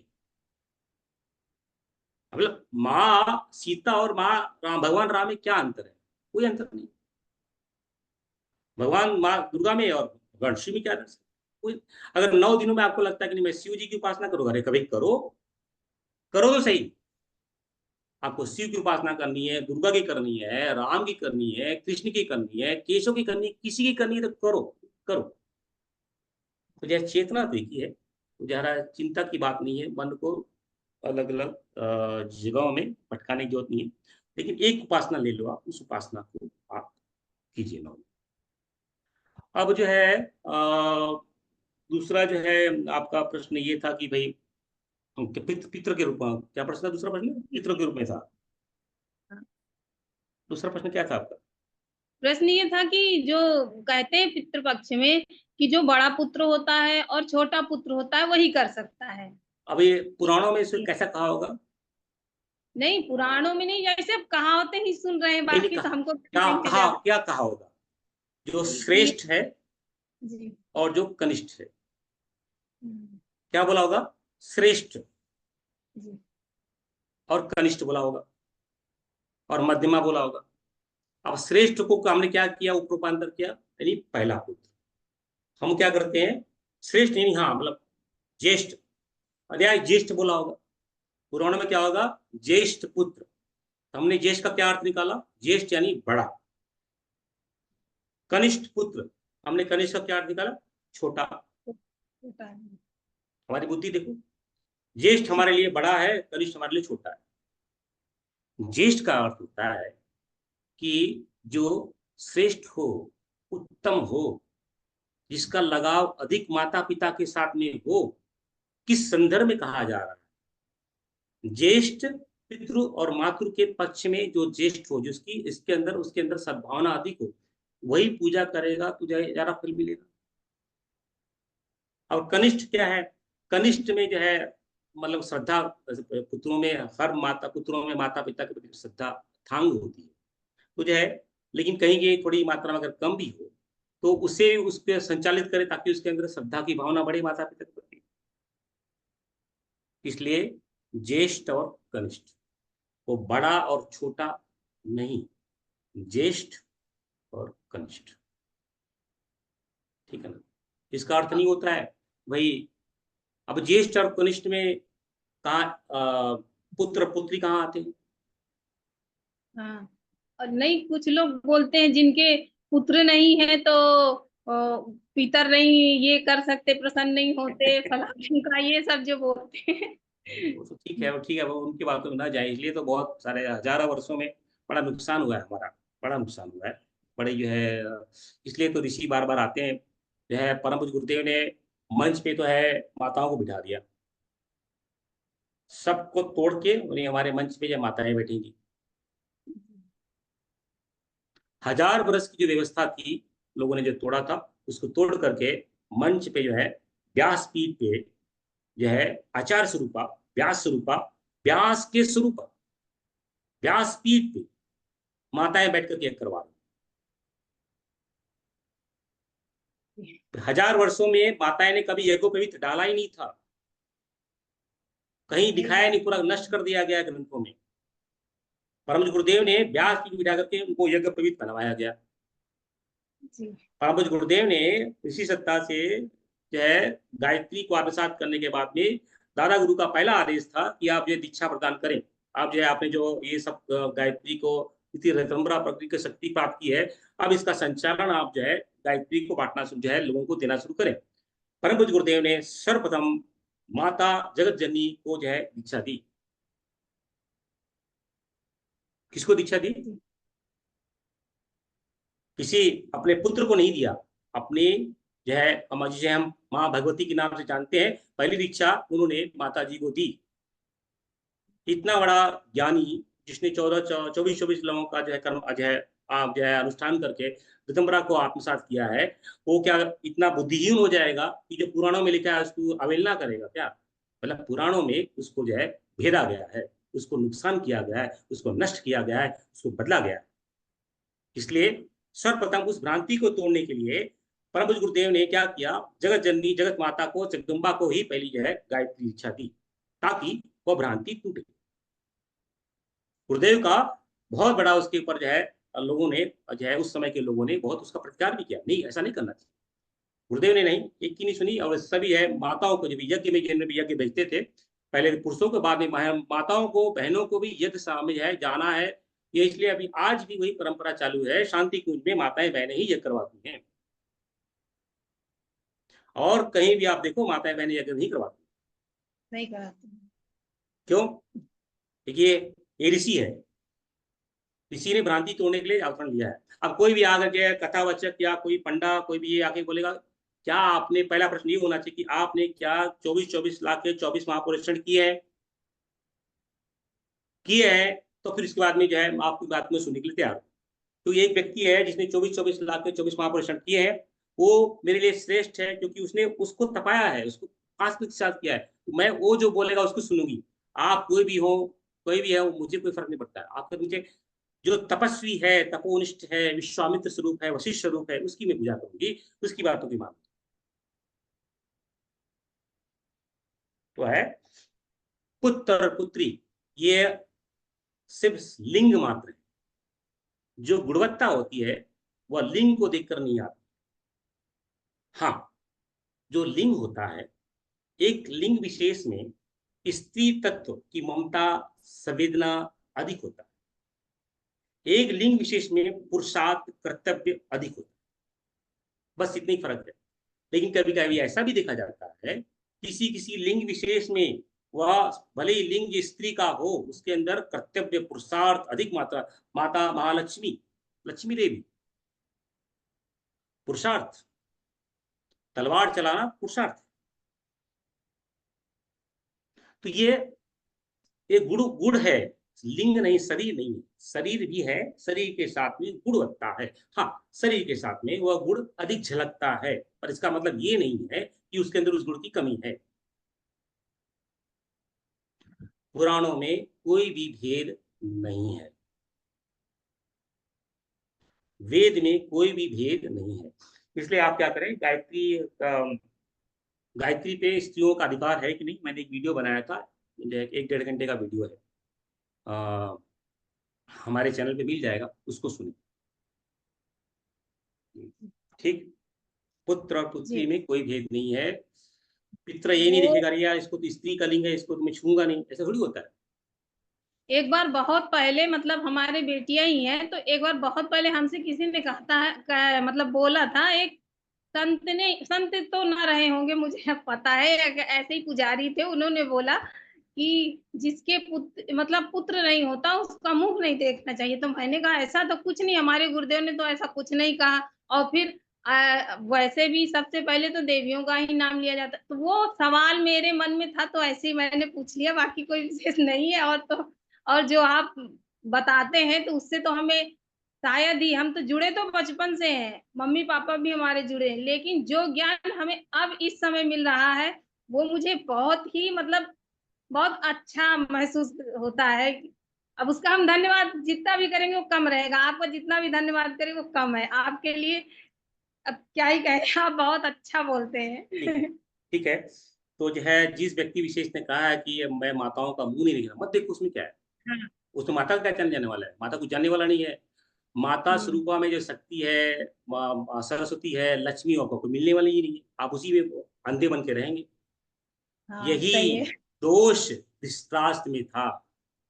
पूर्व हम्म। काल में उसने शक्ति की अवहेलना की थी, इसलिए अंधा पैदा हुआ। हाँ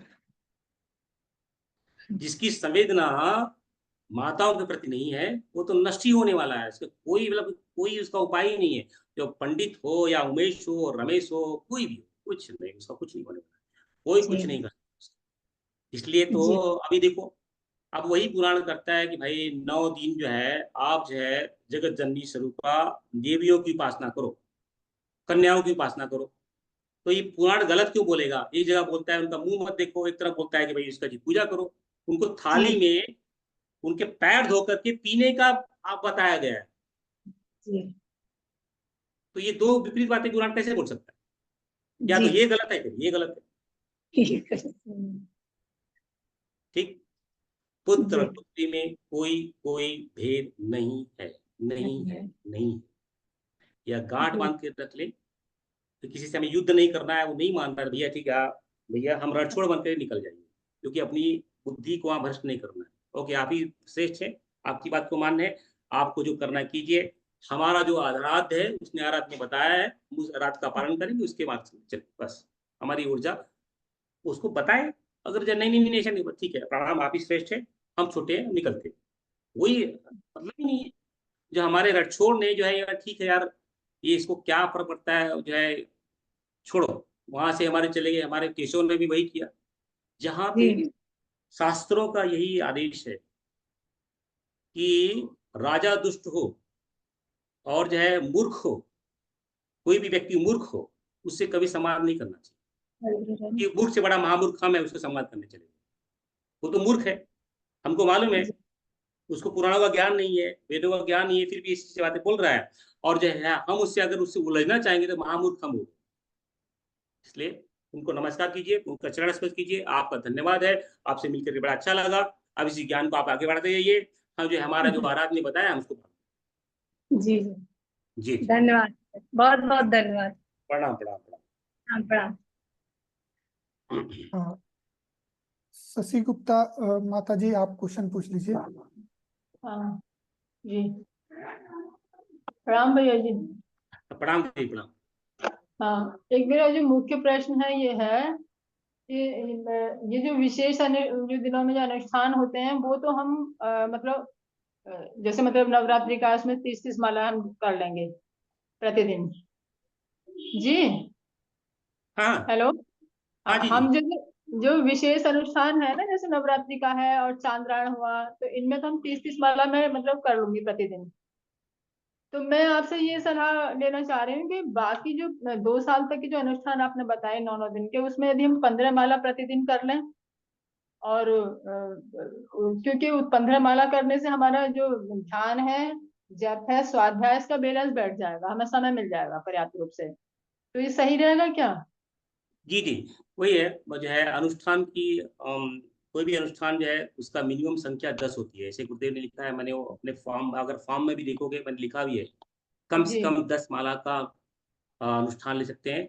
और 10 हाँ माला, और जो है अनुष्ठान जो है 24 कम से कम होना चाहिए। यानी तो प्रतिदिन अगर एक महीने में अगर आप 10-10 माला कर रहे हैं, तो जो है जी आपका अनुष्ठान पूरा हो जाएगा। वैसे आप बोले 15 माला करना चाहेंगे तो बड़ी बढ़िया बढ़िया बात है। क्योंकि मतलब कि उसी अगर आप में जो राइटअप है, उसको राइटअप को आप देखेंगे तो पूरा उसे विस्तार से लिखा हुआ भी है।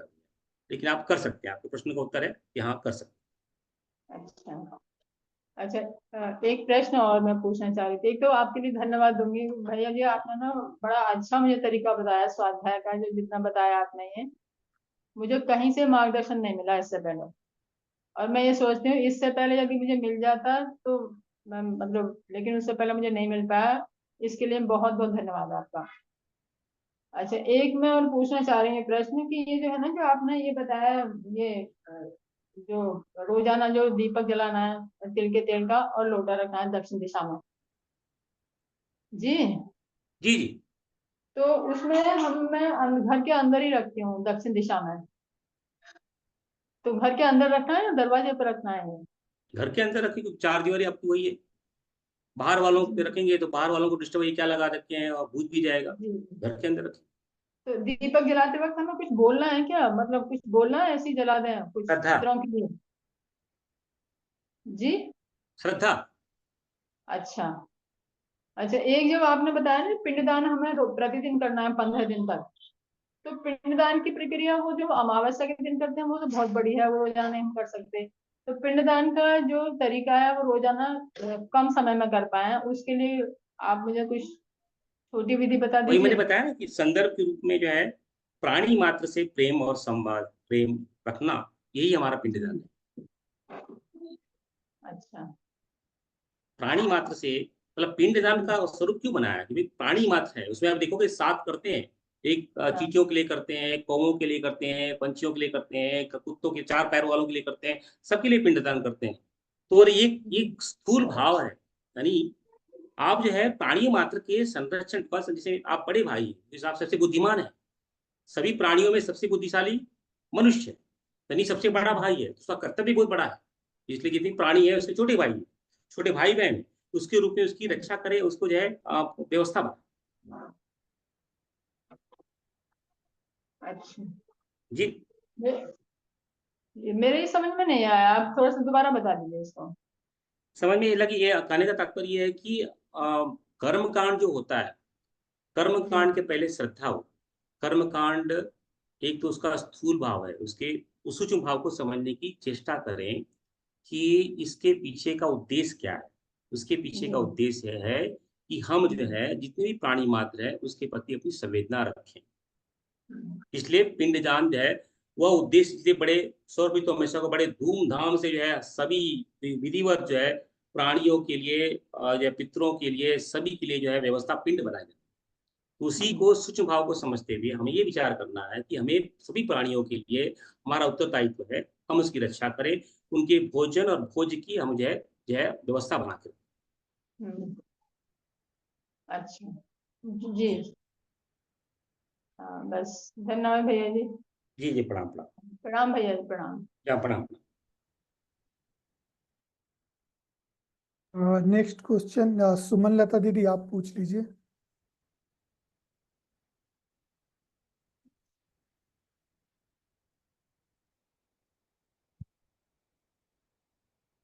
दीदी आपकी आवाज नहीं आ रही। अभी पूछ। भैया तस्मै श्री गुरुवे नमः। तस्मै श्री गुरुवे नमः, तस्मै श्री गुरुवे नमः। कई भाई बहनों को प्रणाम। मेरा भैया प्रश्न ये था कि जैसे कल एकादशी था, इसी प्रकार कभी ज्योतिया व्रत है या तीजा व्रत है, और संडे को फिर यज्ञ होता है, तो ज्योतिया में तो समय से पारण करना रहता है, और बराबर। एकादशी का भी पारण सुबह ही करना रहता है। जी, पारण करने के बाद क्या हमन कर सकते हैं? कर सकते हैं, क्यों नहीं कर सकते। वही है थोड़ा सा। और दूसरी बात ये थी कि मेरी अभी पोती हुई है, बताई थी आपको। तो उसमें मैंने उसके लिए जूतियां बनवाया, सब जूतियां बनाते हैं ना बच्चे होने पर, तो लोग बेटा होने बनवाते थे, मैं तो बेटी होने बनवाई हूँ। तो गांव वाले थोड़ा सा ज्यादा हंसी उड़ा रहे हैं कि ज्यादा आगे के चल रही हर चीज में आगे के। मैं बोली मेरा जो इच्छा है वही करेंगे हम, आप लोग को सही। बुरा लगे तो लगते रहे। जी तो जी ये तो है अच्छा कि मैं जो आगे करती हूँ पीछे से वो लोग भी करते हैं वही, इसलिए मैं हर परंपरा को आगे शुरू कर देती हूँ। जी जी। इसलिए गाँव में भी इस बार आप, इस बार कन्या पूजा भी जरूर कीजिए। कन्या पूजा करते हैं, हमेशा करते हैं। जी जी। 9 दिन हाँ। तो बहुत बहुत सालों से करते आ रहे हैं, अष्टमी या जी नवमी को करते हैं जी जी। कन्या तो। अब यहाँ बाहर रहते हैं आजकल, तो पता नहीं, बम्बई बेटी है तो वहाँ रहते हैं आजकल, अभी रायपुर आ गए हैं। तो बेटी के यहाँ थोड़ा बनता नहीं था, तो मैं मंदिर ही भेज देती, मतलब पैसा ही डाल देते थे। पैसा कभी लेकिन दान नहीं करना चाहिए मेरे हिसाब लेकिन से। अब वहाँ बेटियां मिलती नहीं थी, तो मेरे यहाँ जो बाई काम करती है उसको दे देती थी बना के खाना, क्या है, कि एक लेके अपने संदर्भ गाँव। में आप सभी के लाभ के लिए कभी भी किसी को पैसा ना दें। जी, नहीं नहीं, अपने मंदिर में भेजते हैं, शांति कुंज। पैसा के स्वरूप में आप किसी को भोजन दें, किसी को वस्त्र दें, किसी को पुस्तक दें, पैसा किसी को ना दें। नहीं तो मैं भी वही क्या थी करता हूँ, बाई। मैं भी क्या करता हूँ अपने कार में हमेशा जो है केला या जो है बिस्किट रखता हूँ, मैं किसी को पैसा नहीं देता हूँ। कोई भी मांगने आए उसे अवश्य दे, लेकिन पैसा ना दे। नहीं, मैं गुरु जी का एकदम पालन करती हूँ कि भिखारी को भीख उनको दो जो मतलब असहाय हो या बुजुर्ग हो, बाकी हम किसी को भीख नहीं देते हैं। बल्कि मतलब जो नहीं, आते हैं, उसको भी दें तो खाने वाली चीज दें, हाँ खाने अलग चीज देते हैं, पैसा नहीं देते हैं। ऐसा नहीं और देना। अभी अभी कल परसों में सुनी न्यूज में कि पैसा दे दे के हम लोग मुसलमान लोग का आगे बढ़ा रहे हैं, तब उन लोग के मस्जिद में नहीं जा नहीं, रहा है ठीक तो है, इसलिए पैसा नहीं देना बात है। अभी भेद हो जाएगा उसमें, और नहीं। हमारे लिए सब जो है पैसा, मतलब कहने का तात्पर्य है कि हम पैसा ना दें, हाँ हम जी। जो है भोजन दें या वस्त्र दें। चलो नहीं तो इसी बात पे एक और चर्चा कर लेते हैं, जो है कि 3 लोगों को दान दिया जाता है। जी जो ब्रह्मचारी होता है, जी और एक सन्यासी होता है, और एक जो अपने से कनिष्ठ होता है। सो जो है ब्रह्मचारी का अधिकार है भीख मांगना, मतलब वो भीख मतलब भिक्षा जी मांग सकता है। ब्रह्मचारी यानी कौन? जो शिक्षा ग्रहण करता है, जो जी शिक्षा ग्रहण कर रहा है उसे ब्रह्मचारी का। उसे जो है शिक्षा ग्रहण के लिए क्या आवश्यकता है? उसके लिए पुस्तक की आवश्यकता है, उसके लिए फीस की आवश्यकता है, उसके लिए जो है नाना प्रकार की उसके लिए आवश्यकता है। तो जो है उस तरह की व्यवस्था करे, ब्रह्मचारी को दान। दूसरा जो है सन्यासी को दान दे। सन्यासी को सिर्फ जो है भोजन की दान की व्यवस्था है। सन्यासी जो होता है उसने घर परिवार छोड़ दिया है, सब कुछ छोड़ दिया है, सिर्फ उसको शरीर को चलाने के लिए उसको भोजन चाहिए, इसलिए सिर्फ सन्यासी को भोजन देना चाहिए। और जो कनिष्ठ है, जो अपने से जो है छोटा है, उसकी जो आवश्यकता है उसको भी छोटा, वाले की भाई हमारे पास क्षमता है, उसका कोई क्षमता नहीं है, अपने जो कोई भी हो सकता है, तो उसके लिए जो है अपनी क्षमता अनुसार उसकी जो आवश्यकता है, वो भी पैसे के रूप में नहीं, उसकी आवश्यकता के अनुसार जो है उसको दान। उसको ज्ञान की आवश्यकता है तो ज्ञान दें, उसे पुस्तक की आवश्यकता है तो पुस्तक दें। लेकिन पैसा के रूप में, क्योंकि पैसा क्या होता है ना, वो बड़ा कभी कभी नुकसानदेही हो जाता है, तो इसलिए जो है उससे दूरी बना कर। तो बम्बई में थी तो वही बाई को दे देती थी खाना बना के कि अपने हाथ हाँ अपने चौल में खिला देना बच्चे लोग को, जी जी जी तो दक्षिणा भेज देते थे उन लोग को। जी जी। अभी तो लेकिन ये पूछना चाह रही हूँ, जैसे बेटी के यहाँ हूँ मैं, तो सीधा निकालना पड़ता है पंडित जी को देने के लिए एकादशी के बाद, तो क्या निकाल सकते हैं सीधा बेटी के घर का? हमको तो नहीं लगता दान करना चाहिए बेटी के घर का। अब देखिए, जैसी कि आपकी भावना है उसके हिसाब से कीजिए, अभी मैं क्या जी बताऊँ अब उसके। हम तो खुद खा रहे हैं, नहीं खाना चाहिए, लेकिन अब दान देना ठीक नहीं है। अब ये है, जो आपके मन में विचार आ रहा है उसी के हिसाब से काम करें, अभी मैं इसमें क्या बोल चलिए सकता पैसा दान कर देती हूँ मंदिर मंदिर में कहीं। हूँ। जी जी जी, जी जी। ठीक है, ठीक ठीक। धन्यवाद। जी जी, प्रणाम प्रणाम प्रणाम। तस्मै श्री गुरु में। तस्मै श्री गुरुदेव नमः। किरण दीदी, आप अपना प्रश्न पूछ लीजिए। आपकी आवाज नहीं आ रही थी। क्या अभी दीदी अभी पूछिए। आ गई? जी। जी। भाई भाई साहब को मेरा प्रणाम।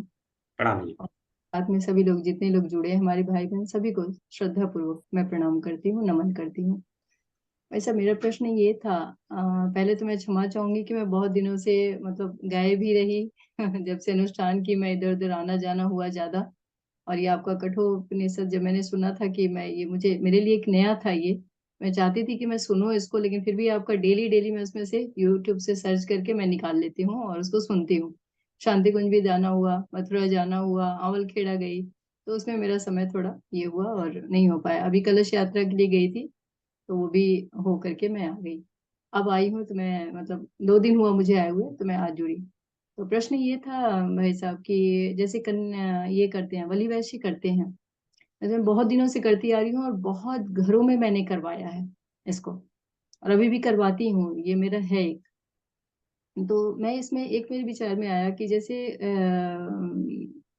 पंचभूत को मैं जो आहुति देती हूँ, तो उसमें भूतेभ्यो नमः है ना, भूतेभ्यो नमः, पहले ब्राह्मणेभ्यो नमः, फिर ऋषिभ्यो नमः, देवेभ्यो नमः, ऋषिभ्यो नमः, नरेभ्यो नमः, फिर भूतेभ्यो नमः, ऐसा है। तो भूतेभ्यो मतलब इसमें है, तो ये 5 ही आहुति में तो हमारे मेरे ख्याल से पितरों को भी हो जाता होगा, अलग से करने का कोई मतलब ही नहीं है। बस जी, बस ये मेरा क्लियर हो गया आज। ये सारे सुनते सुनते ना मैं भी थोड़ा सा इधर हो जाती हुई, क्या सही है क्या नहीं, तो मैं क्लियर कर ली। वैसे मैं उतना ही नहीं, करती हूँ। जी। हाँ नहीं, ऐसे मैं ग्रुप में जो मैसेज डाला था बलि वस्ते महायज्ञ का, पिछले हफ्ते डाला था, उससे जी मैं जी। लिखा भी है मैंने अच्छा अच्छा। जी। कि भाई इन पांचों आहुतियों में पितरों की भी आहुति हो जाती है, हाँ तो फिर क्योंकि से अलग से आहुति देने की आवश्यकता नहीं है, फिर भी अगर देना चाहें तो जी जो है हाँ, इसमें तो वो। हाँ इनमें नाम से स्पष्ट हो जा रहा है कि किसको किसको हम दे रहे हैं, वो जी तो जी आगे जरूरत नहीं है। अब जी पहली बात, दूसरी जी बात जी ये थी मैं, जैसे अभी आज आपने बोला ना कि कन्याओं का हर मतलब एक एक दिन में, ये मेरे लिए आपने इजी बता दिया। अब हम अष्टमी के दिन हम कन्या भोजन कराते थे, ये मैं 98 से जुड़ी हुई हूँ गुरुजी से, और तब से मैं करती ही हूँ ये 9 दिन का। तो इसमें ब्राह्मण कन्या का तो सवाल नहीं उठता कि मैं ब्राह्मण कहाँ से ढूंढूं। तो मैं मतलब जो एकदम गरीब स्तर की हैं, मतलब उन कन्याओं को मैं लेती हूँ, छोटी छोटी कन्याओं को, और वो मतलब एक को बोलती हूँ तो सब आ जाती है। तो आपने ये जो आज बताया कि एक एक कन्या को प्रतिदिन लिया कीजिए, और ये बहुत अच्छा स्वरूप आपने मतलब डिस्क्लोज किया कि बहुत अच्छा बता करके। तो मैंने सोचा तो मैं ऐसे ही करूं क्या, फिर उसको अष्टमी को जो पूरा करती थी एक ही बार, वैसे ही करती रहूं, या एक एक कन्याओं को मतलब करूं? तो मुझे भी अच्छा दोनों का लगा, ये बहुत अच्छा लगा मुझे कि मतलब बैठाइए और पूरी मतलब षोडशोपचार से उनका पूजन कीजिए, तो ये बहुत अद्भुत लगेगा ये। तो मैं सोची थी इस बार एक बार करके देखती हूँ इसको। मन में जो आता है ना कर लेना चाहिए। जी, बहुत बार आया था, लेकिन मैं सोचती थी कि अरे अब एक एक करके बुलाओ डेली, लेकिन ये अच्छा लगेगा करूंगी तो। बगल में जैसे हवन किया, उन्हीं से हवन भी करवा लूं साथ में बैठ के, है ना, तो भोग भी लगा दूं, खिला दूं अपने हाथ से, तो ये यस। सच में बड़ा अद्भुत अनुभव होगा। मैं आप प्रश्न कम कर रही हूँ, उत्तर ही ज्यादा दे रही हूँ। जी जी, जी नहीं, बढ़िया है, बढ़िया है। एक एक और है, जी कठोपनिषद पे याद आ गया। उपनिषद सबसे पवित्रम ग्रंथ है, जी सबसे पवित्रम ग्रंथ है। जी उससे पवित्र और कुछ नहीं हो सकता इस जी धरा पे, इस विश्व ब्रह्मांड में। जी उसको वो हमारे घर में आया, वही हमारी बड़ी बात, इसलिए जी जी उसमें प्रवेश करने का एक प्रावधान है। जी तो मंत्र उच्चारण के पूर्व हम लोगों ने जी पूरा जो है विधि जो है बताया है। जी उसके पहले जो है हमारे जो सभी देवताओं की प्रार्थना की जाती है, पितरों से प्रार्थना की जाती है, और फिर जो है भगवान वेद व्यास की प्रार्थना की जाती है। बाद में जो है विष्णु स्वरूपा जो है गुरु के रूप में जो है उनका जो है स्थापना की जाती है। उसके पश्चात में जो उपनिषद है, उस उपनिषद का शांति पाठ किया जाता है। तो अच्छा वे सभी भाई बहनों का ये अनुरोध रहेगा कि यार ये बार बार हर रोज है पहले वो शांति पाठ करना पड़ता है, या उनका व्यास भगवान व्यास की आराधना, ऐसा नहीं करना कभी भी। जी जो व्यवधान मर्यादा बताई है, पहले जिस तरह से कहा जा रहा है उसी तरह से उसको जो है फॉलो करें। नहीं नहीं, चलो हम सीधा मंत्र को सुनेंगे, ऐसा मत। जी जिस तरह से वीडियो है जी उसी तरह से वीडियो को आप जो है आत्मसात करना, उसको आगे पीछे मत करना जी सिस्टमैटिक ढंग से। एकदम जो है। क्योंकि ये सबसे पायस है। जी जी पायस समझते हैं ना आप? जी जी मतलब जी हम्म, पवित्रम, पवित्रम और जो है दुर्लभ है। दुर्लभ है जी ये उसकी जो है ऋषियों ने जो बताई है और भगवान राम ने बताई है कि ये इस तरह से शांति पाठ के माध्यम से ही हमको प्रवेश करना है। इसलिए मैंने वेद पारायण पहले बताया कि वेद पारायण में मंगलाचरण पहले करना है। हर वेद का अलग अलग मंगलाचरण होता है, तो जी मंगलाचरण तो करना है, लेकिन जी हम उसके पात्र नहीं हैं, क्योंकि ये ज्ञान किसके लिए है? जो ब्रह्मचारी है, सन्यासी है, जो जी तत्व ज्ञान के लिए उत्कृष्ट है। हम तो बहुत जी निष्कृष्ट है। इसलिए हमने क्या जोड़ा है? हमने जोड़ा है कि हमारे जितने वास्तुदेव हैं, हमारे जो जी है हमारी कुल देवी है, हमारे कुल देवता है, उनकी आज्ञा लेकर के हमारे पितृदेव है, उनको प्रार्थना करके, क्षमा प्रार्थना करते हुए, फिर भगवान वेद व्यास की प्रार्थना करते हुए हम जो है फिर जो है मिशन में प्रवेश करेंगे। क्योंकि हमारी क्षमता नहीं है, हम उसके पात्र नहीं है, हम उसके अधिकारी नहीं है। इसलिए जी उसको पितरों के बल को लेते हुए, देवताओं के बल के लेते हुए, ऋषियों के बल को लेते हुए हम इसमें प्रवेश करें। इसलिए जी उसको स्किप नहीं करना है। उसके जी जो तरह से बताया गया है उसी ढंग से आप सबको जो है आप कीजिए। नहीं नहीं, अरे तो रोज ओम सहना तू सहना रोज रोज आके बोलते हैं, no no no. Completely follow the जो भी बताया गया है उसको फॉलो करते हुए करें, क्योंकि आपको हमको मंत्र सुनने के लिए मिल रहा है, यही हमारी बहुत बड़ी सौभाग्य है। हमको जी समझ में आ रहा है नहीं आ रहा है, लेकिन जो पद्धति बताई है ऋषियों ने उसी को फॉलो करना है, उसको स्किप नहीं करना है। और कठोपनिषद अवश्य रूप से जो है करें, अगर नहीं किया है तो जो है हमेशा करना चाहिए। लेकिन जो है इन नवरात्रियों में, क्योंकि भगवान ने शिव उसकी घोषणा की है जी कि जो है अभी जो चल रहा है ना माँ, मतलब कि जो वर्ष चल रहा है ना, बड़ा उत्कृष्ट होने वाला है।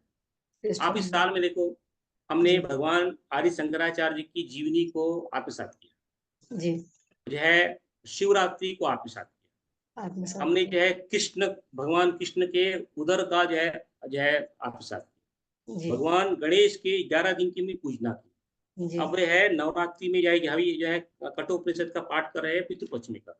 जी जी नवरात्रि में हम ना 9 देवियों के लिए तत्व ज्ञान के रूप में आपको जो है, आप सबको जो है उपनिषद पारायण भेजेंगे, उसको भी आत्मसात कीजिए। और उसके जी पश्चात में जगत पिता भगवान केशव की मुखवाणी से जो घोषणा की गई है, उसका जो जी है शुरू किया जाएगा। श्रीमद् जी भगवत महापुराण का पारायण हम लोग जो है शुरू करेंगे। जो है गीता जयंती जो आने वाली है तब तक चलेगी, क्योंकि इसके बहुत 70-80 भाग होंगे। तो ये आप लोग जो है गुरु की इच्छा है, बह जी रही है, अमृत जी बढ़ रहा है, हमको मिल रहा है। मुझे पता नहीं आप लोगों को मिल रहा है कि नहीं मिल रहा है, तो मुझे बहुत मिल रहा है। मुझे और दीदी को बहुत आनंद मिल रहा है कि हम दोनों को तो बड़ा अच्छा लग रहा है कि हमें कठोपनिषद, जो है गायत्री उपनिषद और जो है श्रीमद् भगवद गीता को जो है हमको पढ़ने और पढ़ने अपनी समझने के लिए जो है संधि मिल रही है। पता नहीं आप जी लोगों को कितना लाभ हो रहा है, लेकिन मुझे, हम लोग को तो बहुत आनंद आ रहा है। हम लोग को तो बहुत और आनंद से हम लोग कर रहे हैं। जी जी बहुत लाभ हो रहा है भाई साहब, बहुत लाभ हो रहा है। और जो अंदर के ऐसा लगता है ना, कुछ लॉक लगे हुए हैं, है ना, कुछ लॉक लगे हुए थे, वो धीरे धीरे धीरे धीरे खुल रहा है, ऐसा फील होता है अंदर से। अच्छा, एक प्रश्न और था भाई साहब, कि समय ज्यादा नहीं लूंगी मैं आपका। क्या प्रश्न था वो, भूल गई। हाँ, ये जो नवरात्रि, जैसे मैं चारों नवरात्रियां करती हूँ, है ना, तो दो जो गुप्त नवरात्रि है वो तो हमने 2026 वंदनीय माता जी के लिए मैंने समर्पित कर रखा है, ये 2 नवरात्रि। और ये हर साल मैं 40 दिन का अनुष्ठान, यही गुरु पूर्णिमा से लेकर के आपका वो रक्षाबंधन वाली वैसे करती हूँ मैं, है ना, ये 26 तक मैं करूंगी, ऐसा मैंने लिया है। अब इस बार से मैं सोची हूँ कि ये नवरात्रि का मैं कभी सोची नहीं थी, लेकिन अभी कल ही मेरे मन में आ रहा था कि 2 क्यों बचा के रखी हो, किसके लिए। तो मेरे मन में कल ही ये आया कि फिर तो चारों सब समर्पित ऐसा। तो इसलिए मैं पूछ रही हूँ, तो फिर क्या इसको अब इसी बार से संकल्प लेके मैं इसको भी समर्पित मैं वंदनीय माता जी के जन्म शताब्दी तक इसको ले चलूंगी, आप ऐसा मैं 4 को सोच। 6 करो, 6 6 नवरात्रि नवरात्रि कैसे। होती है। अच्छा, बीच में भाई साहब क्षमता अरे प्रत्यक्ष रूप से 2 होती है, गुप्त रूप से जी 2 और होती है, हाँ, अप्रत्यक्ष रूप से 2 होती है, 6 नवरात्रि होती है। अच्छा, तो उसके बारे में विस्तार से कभी कोई बता बात दी। नहीं, हाँ आपकी जो हाँ, इच्छा आ रही है वो करते जाइए, सब कुछ उस परम चेतना के अंदर जो है समर्पित करते जाइए। मुझे पता नहीं थी, तो 6 का भी एक बार कभी बता दीजिएगा आप। तो इसके लिए फॉर्म भरना पड़ेगा मुझे, ये जो जैसे अभी हर फिर से बार मैं। जो है फॉर्म भरिए, क्योंकि हम जो है, हमारी क्षमता कम है, शांति जी उनसे आशीर्वाद लगातार मिलता रहे, इसलिए हर बार जो है, जो भी हाँ हाँ, चरण में आप, जो नवरात्रि आ रही है या प्रकट साधना आ रही है या चंद्रायण कल साधना आ रहा है, उसका फॉर्म जरूर भरते हैं। अब ये तो ये नवरात्रि आ रही है, उसकी फॉर्म जो है एक ब्राह्म में जो है इसमें भरते इसमें आप। तो चंद्रायन तो एक ही कर रही हूँ भाई साहब, मैं मतलब बहुत साल में बढ़िया, एक ही करती हूँ मैं, है ना, कोई बात नहीं, जितना करे क्योंकि ये उतना कम है। ठीक है भाई साहब, बहुत बहुत धन्यवाद, प्रणाम आपको प्रणाम भाई, प्रणाम प्रणाम प्रणाम, बहुत बहुत धन्यवाद। प्रणाम भैया जी, प्रणाम जी। प्रणाम। हमारे विक्रांत जी जो है आजकल जो है जो है गया गए हुए हैं, बिहार गए हुए हैं। वापस बिहार आ से गए जो भैया। है वापस आ गए। जी ओहो, भैया। जी जी जो है, तो जो है अमावस्या के दिन जो है कुछ प्लान बनेगा तो हम जो है ग्रुप में डालेंगे। जो है हमारे ये सब जो है विक्रांत, नितेश, देवस्वरूप, वरुण, ये हमारे वीरभद्र लोग हैं। इनके चरणों में कोटि कोटि नमन वंदन, क्योंकि इनके माध्यम से पूरा संचालन होता है। पूरा जो है अपने घर, जैसे बाकी हमारा घर परिवार है, वैसे इनका भी घर परिवार है। इनकी बेटियां हैं, बेटे हैं, पत्नी है, पति है, I mean, जो भी है, I mean, सब कुछ है। और जो है सब आईटी वाले हैं। आईटी वालों को तो मालूम है कि भाई जो है दिन है कि रात है, इनको समझ में नहीं आता है कि भाई कभी यूएस का क्लाइंट है, कभी यूके का क्लाइंट है, कभी ये मीटिंग है, कभी वो मीटिंग है। तो उनको संभालते हुए ये जो लोग जो है कर रहे हैं, इनका हम सब पे बड़ा उपकार है, बड़ा बड़ा उपकार है। क्योंकि अपनी जीविका को चलाते हुए, अपने परिवार को चलाते हुए गुरुदेव का आदेश का पालन कर रहे हैं। ये हमारे लिए रोल मॉडल है, क्योंकि इनसे हमें बहुत कुछ सीखने को मिल सकता है। और ये बच्चे, आप देखोगे कि इनकी उम्र कितनी होगी, 30 बरस के आसपास, 32 बरस के आसपास में।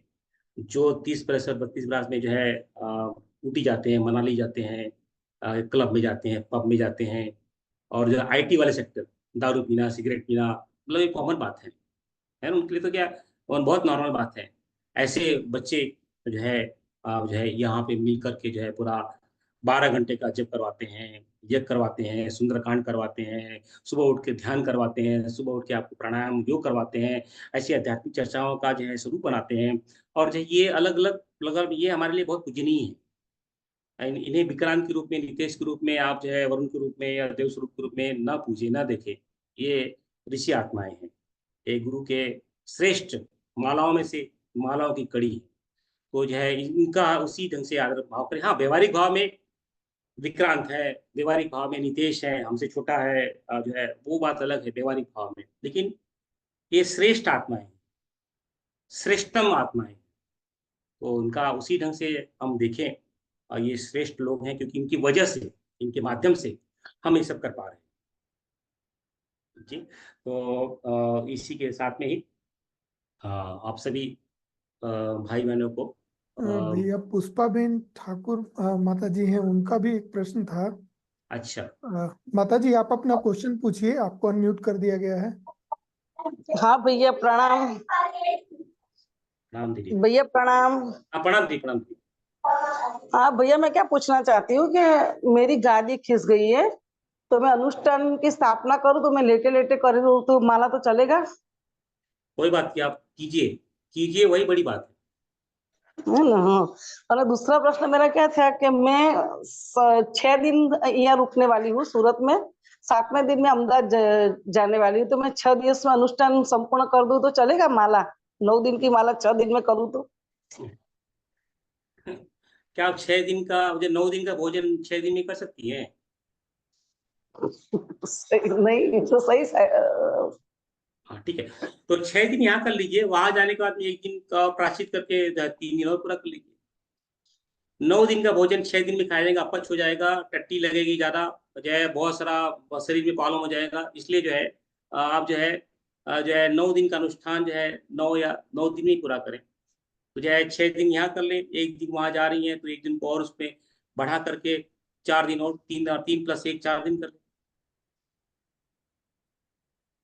नहीं तो मैं क्या करूं, उपवास भी चालू रखूं, माला भी चालू रखूं, पर 9 दिन की माला करके स्थापना ले लूं तो चलेगा ना? दीदी मैंने जो बताना था वो बता दिया। हाँ 1 दिन का आपका तो बोला कि प्रायश्चित के लिए 1 दिन की माला ज्यादा कर दी है, सही बोला ना माला आपने? नहीं, पूरा माला, सिर्फ अनुष्ठान मतलब सिर्फ माला नहीं होता है, उसके साथ में ध्यान, यज्ञ, संयम, तप सब होता है। लेकिन हाँ, हाँ, अपने शरीर हाँ। की व्यवस्था को देखते हुए जितनी क्षमता उतना कीजिए। ज्यादा भी शरीर को नहीं ऐसा कि नहीं अब ऐसा बताया तो मैं करूंगी नहीं, ऐसा मत कीजिए, कीजिए सही। जी। हाँ भैया प्रणाम भैया। प्रणाम प्रणाम प्रणाम भैया प्रणाम। प्रणाम प्रणाम। ठीक, ठीक है विक्रांत, जी भैया। ओके। आइए मिल करके उस गुरु तत्व में अपने आप को एकरूप करने की चेष्टा करते हैं। जो सर्वव्यापी है, सर्वज्ञ है, सर्वशक्तिमान है, वो सब जगह व्याप्त है। उसे हम किसी विशेष स्थान पे नहीं पा सकते, वो तो हर जगह जो है जागृत अवस्था में है, शक्ति स्वरूपा है। उसे हम अपनी अभेद बुद्धि के कारण, भेद बुद्धि के कारण देख नहीं पाते हैं। इसलिए हम जो है उसे विशेष समय में उसको देखने की चेष्टा करते हैं। फिर भी हमारी चेष्टा जब तक यह खत्म नहीं होती है, भ्रांति खत्म नहीं होती है, तब तक जो है हम जो है उसी ढंग से उसकी पूजा करें। आइए उस पूजन में यह व्यवस्था बनाए, उसे प्रार्थना करें, मेरी जो भेद बुद्धि है वह नष्ट हो, मैं जो है असाधक से साधक बनूं। साधक बनने के बाद में जो तप और रस के माध्यम से मेरी शक्ति जो उत्पन्न होगी, शक्ति की ऊर्जा पैदा होगी, उस ऊर्जा को ब्रह्म ज्ञान के लिए जो है परिचालित करूं, उसमें उसका उस तरह से उसका मार्गदर्शन हो। और जो है ब्रह्म ज्ञान की प्राप्ति इसलिए संभव हो पाए, इसलिए आवश्यक है क्योंकि जो परम चेतना, परम ब्रह्म परमेश्वर है वह पूर्ण है। उस पूर्ण से मैं भी पूर्ण हूँ, क्योंकि उससे ही मैं निकला हूँ, इसलिए मैं भी पूर्ण हूँ।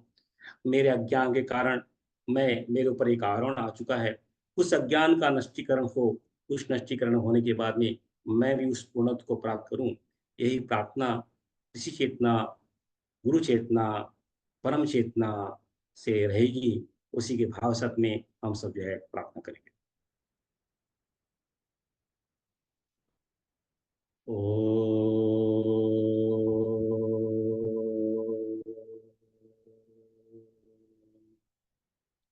अस्तु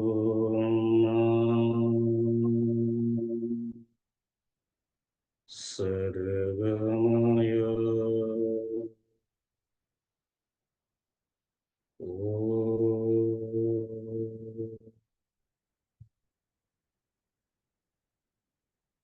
तं सोमा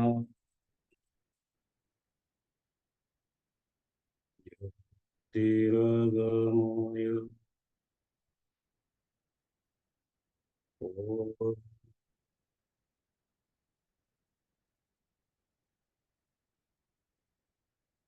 मृत्योर्मा अमृतं गमय ॐ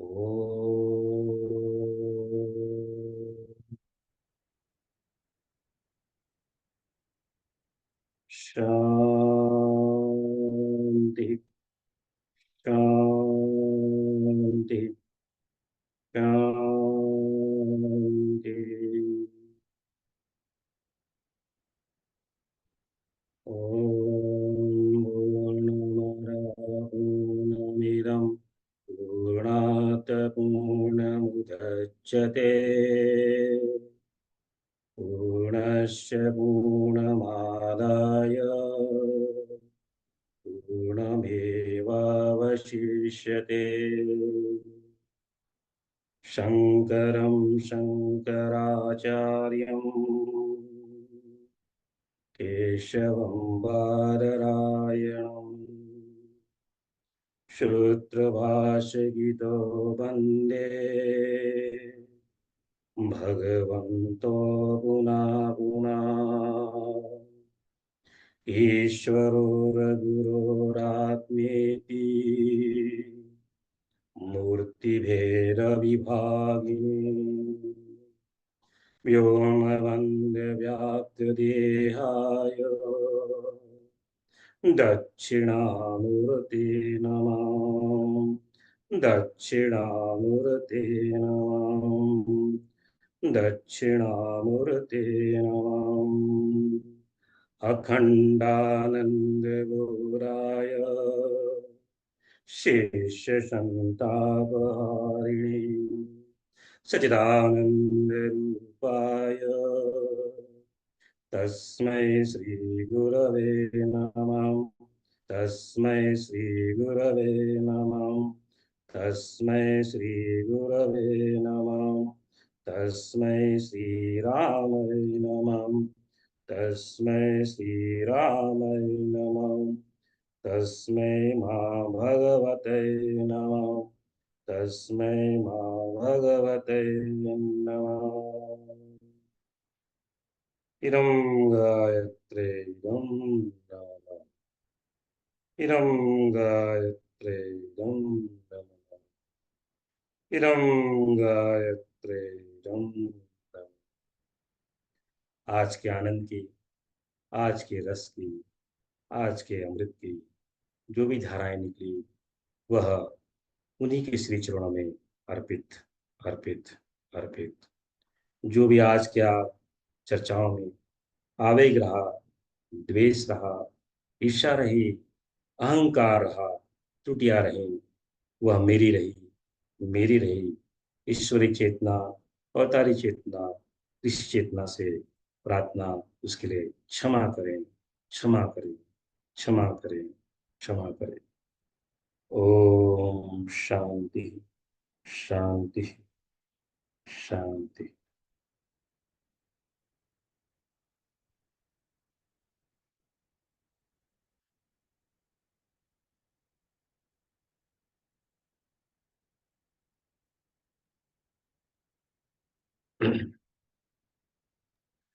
आइए अब हम सब समापन की ओर चलते हैं। आप सब ऋषि पुत्र हैं, आप सभी एक दूसरे को इसी भावना से सम्मान करें जैसे आप ऋषियों का सम्मान करते हैं। तस्मै श्री गुरुवे नमः। तस्मै श्री